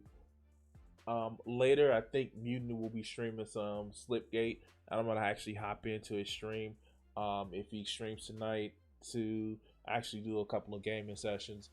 We had fun. I want to also just thank people. I want to thank Drea, Joe, Hail Satan, everybody who was part of the chat tonight. I do this shit for you guys. You're gonna be starting to see it. I'm gonna actually release these clips over the next couple of days. I will see you guys Wednesday at 7:30 p.m. Central Standard Time, and we can have some more fun. Other than that, take us away. What do you think that these executives are afraid you're going to do to white America? Probably stop some racism. Stop racism? Yeah. I'm probably afraid of that, because then people don't hate each other, and people start talking to each other, and then they start talking to each other, they find out who's the problem. Which is? Greedy people. Greedy. I have a couple things I want to ask you there. Do you really think that some of the guys that you dealt with at NBC, no names, right? Because there's lawsuits for that too, that some of these guys really want to promote racism actively, or is it a subconscious? I just think it's part of capitalism, is to promote racism, you know, right? In order to make things work. If you feel better because you're white and you can get a job, you use that. I mean, you know, I would. Absolutely. Say, I'm sorry, Jack, but shit, they say I'm white. I'm going to use this. Right, absolutely. Get this job. I'm hungry, you know. But, and that separates people. So they keep people separated, and that keeps them from thinking about the real problem. That's as simple as I see it. Probably it's not that simple, but... Now, all right, you and I are about the same age, right? We're in our mid-30s. How long is it going to take before guys who think like you, and I say guys who think like me, people who don't want to have racism in the country, people who don't want to be oppressing any minority, whatever it is, sexual, whatever minority, really get into positions of power and can change things? You can't get in a position of power, it seems, if you think like that. It seems that the only time you get in a position of power is if you're like the people that are in power.